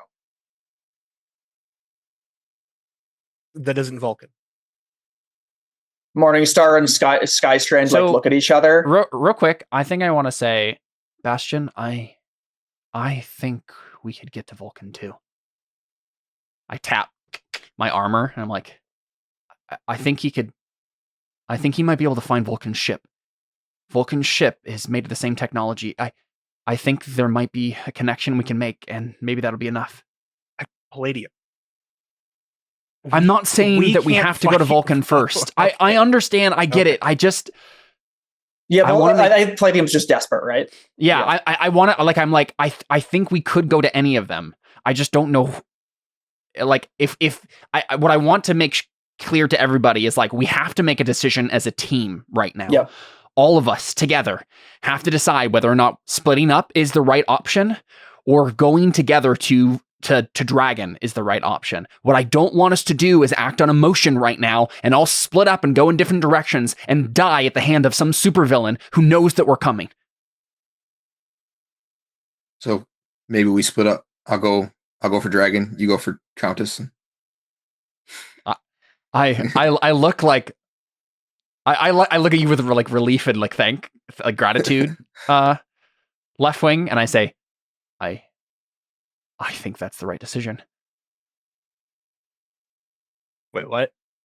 Basically, instead of going to do the obvious thing where I go for Countess and you go for Dragon, we switch, and then we can't get to Vulcan. But I guess the idea is then I look at Palladium, and once we have Dragon and Countess, well, I mean, we already know they can take. Yeah. Yes. What's his nuts? Reaper. Yeah, that guy. So I think I say Quantum, Mist, Thunder. Do you need to go save your mentors, or can you help us do this? Are we all? Quantum Quill is the only person that has a Celestial 7. Yeah. Okay.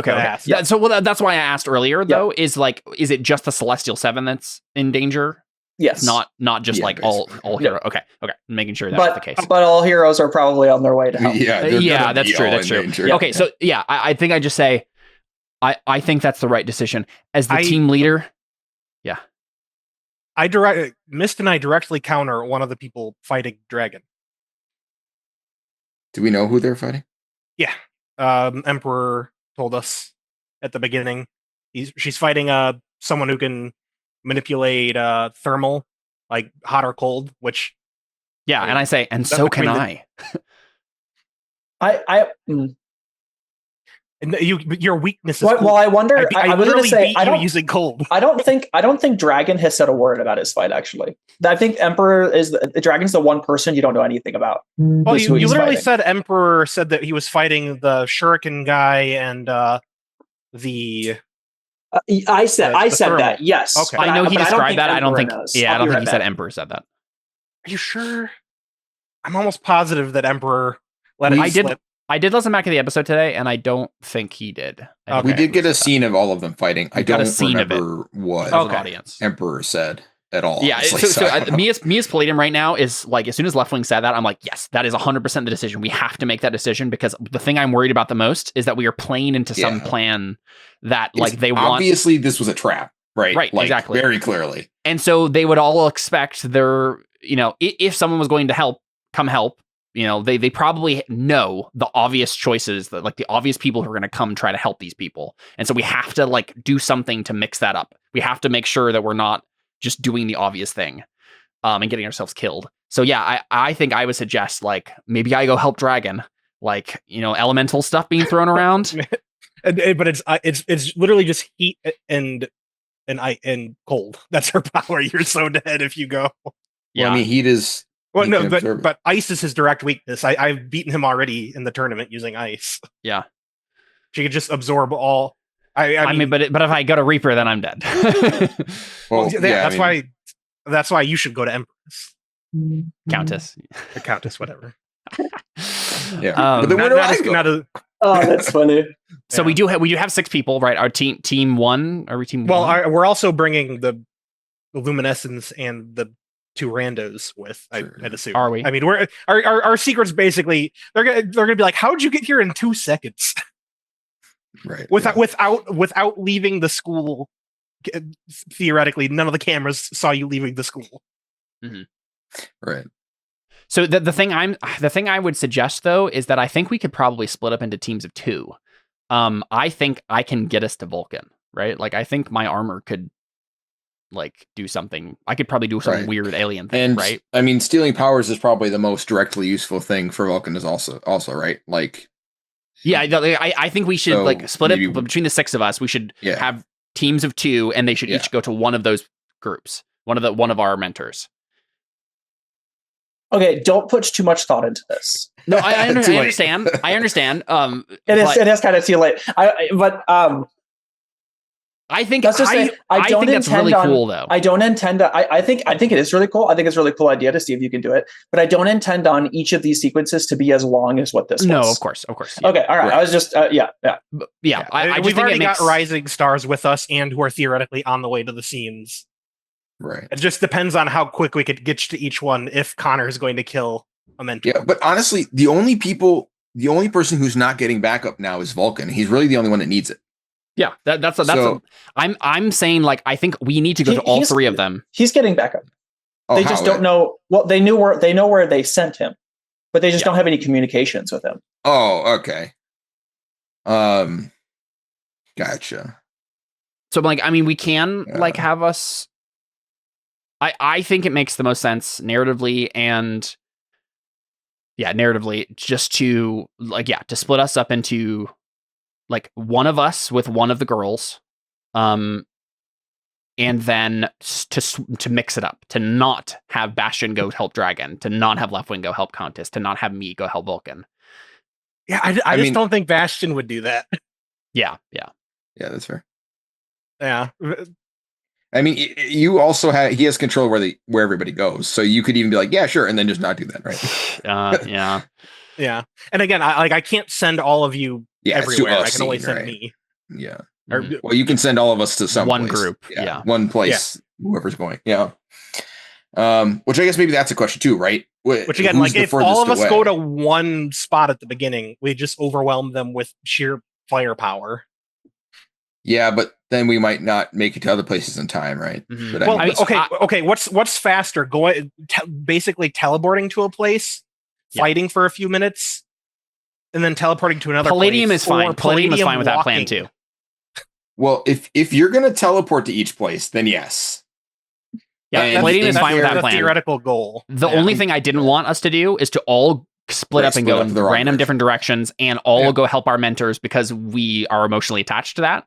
I am totally fine. Like Sebastian is like, I think, the better plan is to all like go to Dragon and all together. And I'm like, I that's fine too, right? Like, I guess, just logistically speaking, Dragon makes the most sense, I think. Yeah, I agree. Like, out of character. Yeah. Just that also out of like again in character. In character, totally in character, everyone. Out of character, are you gonna die? If we teleport 3 times? I mean, I assume, like Connor said, I assume we're only gonna get to use this one more time. Right. Based on depending on how long things. Yeah. Sebastian is saying we're just gonna go save Dragon and everybody else is gonna die. Well, no.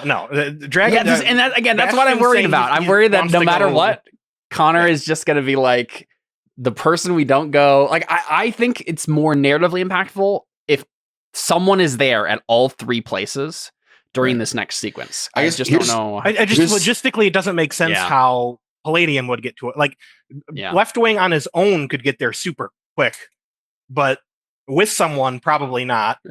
Right. I Palladium can only walk. Yeah. So I guess here's my other thought. Or jump. If I guess I look at Bastion like, what if we go get Dragon and we just I know he's hard head. He might Dragon, not go with Countess. We just take him, teleport to Countess. Yeah. Teleport to Vulcan, and then we'll have everyone against Reaper. If we take out Reaper, I don't know that any of these other people even matter. Well, the problem is I can't get us to Reaper. Well, I mean, maybe not, but Palladium seems to think he might have a way. I think I can. If you want to go on your own together, and everyone else goes. What I'm saying is if me and Emperor work together, I think we can do it. I mean, he can dedicate processing power to both, probably, right, Connor? Yeah, I guess can I just work with Emperor myself instead of going through? Although he's already working with DJ too, so I don't know how OP Connor wants to make Emperor. Well, he helped DJ and the rest of them get to where they want to go. So he's he's done with it now. Emperor maybe says, "Oh, by the way, DJ DJ knows about me and used me to teleport him and all the other team members as well. Figured I'd let you know." Where did they go? Everywhere. That doesn't help. He goes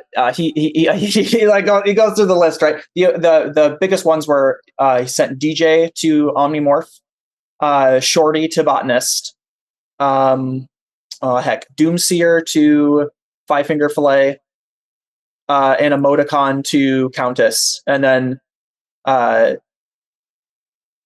think the rest of them like divvied up. Okay. I share that, and then like when I get to Emoticon, went to Countess, I give Left Wing like the biggest, just like maybe you should just go.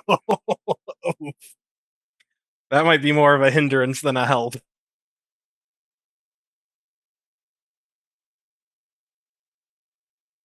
If Emoticon is there. Yeah. I don't know what the right answer is. Yeah, I don't know. We've talked each other into circles now, I think. Yeah. So from my perspective, I do think that I don't know. Maybe we. I mean, you are also on the verge of death. So I mean, no, it doesn't matter. Then Countess, and then the rest of us go to Dragon, and then hopefully get to Countess to. I don't know. As much as Palladium talked a big talk there, I think I'm going after Vulcan. Because I think I am the only one who can get there as quickly. I think if I have to try with Emperor, get the ship. So okay, I guess you'd have to. But we should just do this next session, right? But we have to. I'd have to think it through to be like, should this be possible and why? So my argument would be I'm working with Emperor to go through technology. Yeah, there's a theory there, right? But why does your armor have a link with the alien ship, and why does Emperor know how to make those two things connect? Also, and then send you through and wavium. Yeah, see, a roll. Well, but then how is it possible after that, right? Like your roll succeeds, and then what? Like it happens because then I go to Vulcan's ship because right, but why? Well, because the armor is connected to the alien technology, and I don't know, through some sort of like hive mind sentience thing, just kind of appeared. I don't know. I don't want Vulcan to die alone. Well, I think honestly, since I want to just kind of like wrap this up, it honestly would kind of be awful if an awful in a great way that like everybody all leaves. The suffering Caleb has put you through over the years. Yeah. Everybody leaves, and Palladium is stuck behind with talking to Emperor, and is like, "All right, now Emperor, I think you just need to connect my armor with the ship." And Emperor's like, "I can't do that." And you're like, "No, please, like you have to." Emperor's like, "Yeah, I don't recognize your operating you... system." Yeah, like I don't like this doesn't like that's not technology. I can't touch that. And you're just like, no. And then like we just like fade away. I think probably terrible. I just kind of like slump, and I'm like one condition away from going out, so I just kind of slump, and like I'm kind of just like standing there barely like to keep myself upright at that point. Yeah. And I just like kind of sigh, and maybe my helmet was off for whatever reason, or we're just kind of talking in the I think Morningstar sees you. Yeah. He kind of like narrows his eyes, and then that kind of like goes back to a normal expression. He goes over to you, and he grabs you by the shoulder, and he says, "Palladium, you don't get to make choices today. You're coming with us. I'm the rising star. I'm making the decision. Bastian, bring us however you're going to bring us." I look to Left Wing like you. I'm giving him a chance to go where to is he before we. They're saying to go to Dragon. Oh, yeah, okay. Also, where are they? What's the layout of them in the city? Like, is Dragon like on the way to Countess? Would we have to like? Yeah, Dragon proximity was the thing I was thinking too, right? Like. Yeah, one of them is really if Dragon's like in a straight line between Countess and here, that'd also be a. There are two disparate locations. Yeah. Okay. Well, so on top of this, Bastian, you would have to get back to town to have a place to go inside of, because if you go inside of your phone, you would leave your phone behind.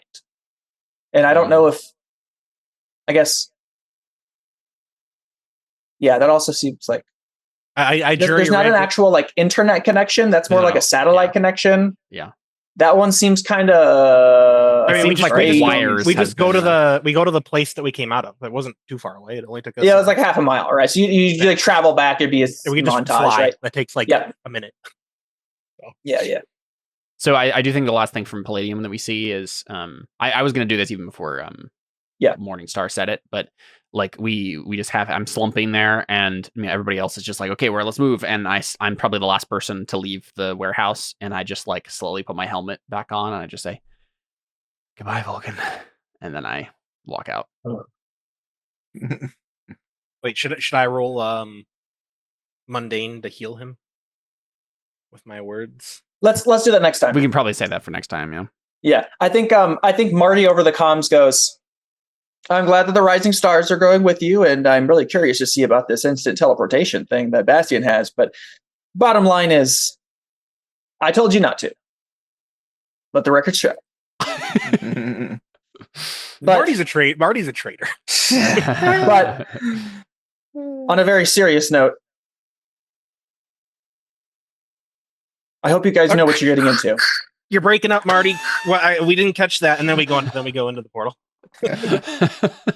Wow. And I think we go to where Marty and Cody are at in that like bus or whatever, and like there are some agents that are like carried off like Beacon's body or whatever, and Cody like turns and looks at Marty, and he's like, "How do you still have a job?" And Marty goes, like with a hand out of it, and I think let me think through. I think the last thing that we'll get before we cut is we see Shorty, and he's like super mini right? And he's running, and he's just like, I'm coming, botanist. I'm coming. And we cut from there. Nice. And then Also, I know, Connor, you and I talked about what might happen if I had a power of some of these and they died. Yes, sorry. Do we want to before as you leave, that was really the last thing I needed to do. Hopefully that clap didn't that was probably a bad. No, I didn't don't clap on podcasts. Good. It was a picture. So the I think as you're what I was going to do is as you're leaving, maybe you like try and teleport yourself somewhere, so like get into a better position to be like carried off by somebody, right? And you're like, oh crap, I didn't change back my. And you like turn and look at Midnight's body, and you're like, that's my power. And you're like, oh, I'm still holding Midnight's power. Oh, and you see your power, and it starts to like, it's almost like it's deteriorating, and you're like, oh crap. Yeah. Get that oh my gosh, dude. Nice. Okay, yeah. So then, actually, not deteriorating. It looks like it's more fading. Yeah. And I think I remember. Let me know if you still want this to be the case. We talked about that. It felt like his power was solidifying in my chest, right? Like because there's that pull, and the pull is getting weaker. I think that's what it was. I could feel the pull to my power. Yes. It's not that you feel it solidifying. It's that the pull is lessening. Like the pull away from me is lessening, and the pull that my power has towards me is lessening. Right? Like they're both. I think the pull. Well. Right. Yes, I would. Yeah, I think that. Yes, I agree. I agree with that. Yes. Like they're almost like they're settling in place. Right? Was the implication? All right. Yes. Yeah. So that's why he's like, oh crap. Yeah. He swaps him back. Yeah. Yep. Lets him drop. And maybe we even see him like normally they snap instantly. Maybe we even see him like they like waft towards change places, right? Yeah. And so then all you gotta do is kill Reaper while you have his power still. You can always right. Yeah. Well, I mean I'd have to Well, you have to figure out how to steal all of them at once. Yeah. But moment of truth, easy moment of truth. At the end of the campaign, you steal all of his powers and you give him your absence, and it goes away. Yep. That would be there. You go. We know how the campaign ends. That'd be great. Yeah. So I think he probably that disturbs him, but I don't think he does anything with that. Right? He's like, all right, ready. Yeah. Yeah. Like maybe he even like teleports a rock in and out of his hand just to make sure, like flexing his arm to make sure. Yeah, he's like, okay, all right, like, well, yeah, make sure it still works. Break anything here. Yeah. Sick. Nice. All right, thank you. No, after show. No, it's 9:30. So let's just do end of session moves right now before we end the stream, and then we'll call it. All right. Oh, where's this? Let's see, grow closer, grow into your own image. I'll give influence to the sun guy because he's the only reason I got it. All right. He's definitely going to put mundane up and superior. Well, so you don't get to do that unless you've never had. They're an adult. He's an adult automatically. He's an adult. Oh, yeah, duh. So he's I haven't looked at your character sheet. Mundane up.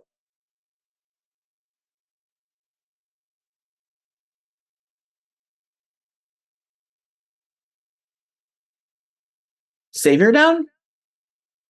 Oh yeah, that's the only well no, it's the only thing you could have done because danger can't go up any higher. Yeah. So like danger's not locked, but it's at 3, so it can't go up. Oh, nice. Okay. But yes, I also don't care about that so much, so it works for me. Sounds good. All right. I'm gonna give it to Mist. She's already got it. Oh, okay. I feel like we worked together pretty well this time. Definitely freak up, so I think it doesn't matter at that point. It doesn't matter. Yep. I'm trying to think if I take away influence. Like I guess I should start making it so that if someone influences you and your skills are locked and you did it on purpose because you knew that they wouldn't move your skills in the right place, that you lose XP. Hey, I only did that last session. I didn't do that. Wow, that escalated quickly, didn't it? Well, we unfortunately, I mean, I guess for ones that you've done before, we could know, but yeah. I think I'm going to choose grow away from the team and have Bastion's influence lessen over me. Have it disappear. He doesn't influence me anymore. Oh, dang. Okay. And it's not really Bastion's fault, but like in Palladium's mind, he's like blaming him, right? Yeah, heck. Yeah, there's sort of a public disagreement about something. Yeah. And especially with the dynamic of me like taking control of this mission. Exactly. And then going against directly what you said, even after saying that you were the team leader, I'm like, not this time. Yeah, right. Yeah. Makes sense to me. Yeah, makes sense. That it? Yep. Did you choose yours, Jared? Yep, I gave it to Mist. Oh, right. Cool. I think I get to take away some of my conditions and things because of. Oh, I do get. We defeated what's his face, so I get to mark potential. Because we defeated him. And then, real quick, did I do any of the things in the previous scene? Run away from something difficult, hurt someone or break something important, make a sacrifice to absolve your guilt, or fling yourself into easy relief? To be honest, I don't think you did any of those. Really? If you had chosen to come along with us willingly instead of the rising star having to force you, I would have agreed. I was going to. I already said so. I was actually kind of bummed that you had that happen, Connor, because I was going to have Palladium just make that choice on his own. Sorry. That was 100% what I was about to say. It's fair to Connor. We'd had that conversation for like half an hour. Well, not only that, but I was like, this would be. That's fine. That's fine. What I was going to say is behind the scenes, Morningstar was doing that as a like showing himself as like a meanie bobini, but he was let me take that on for you. But I was literally about to describe like he kind of staggers a little bit and then he just like puts on his helmet and says goodbye Vulcan and then walks with everybody, right? Like can I take off guilty then, or what is it? Well, I was going to say run from something difficult. Yeah, I was going to say. Yeah, I mean, you still had that moment, right? You still could have just decided that you were going to do it. Yep. Right. Yep. Okay. Yeah. I didn't hurt someone or break something important. You didn't break anything important. You did hurt Midnight, though. Yeah.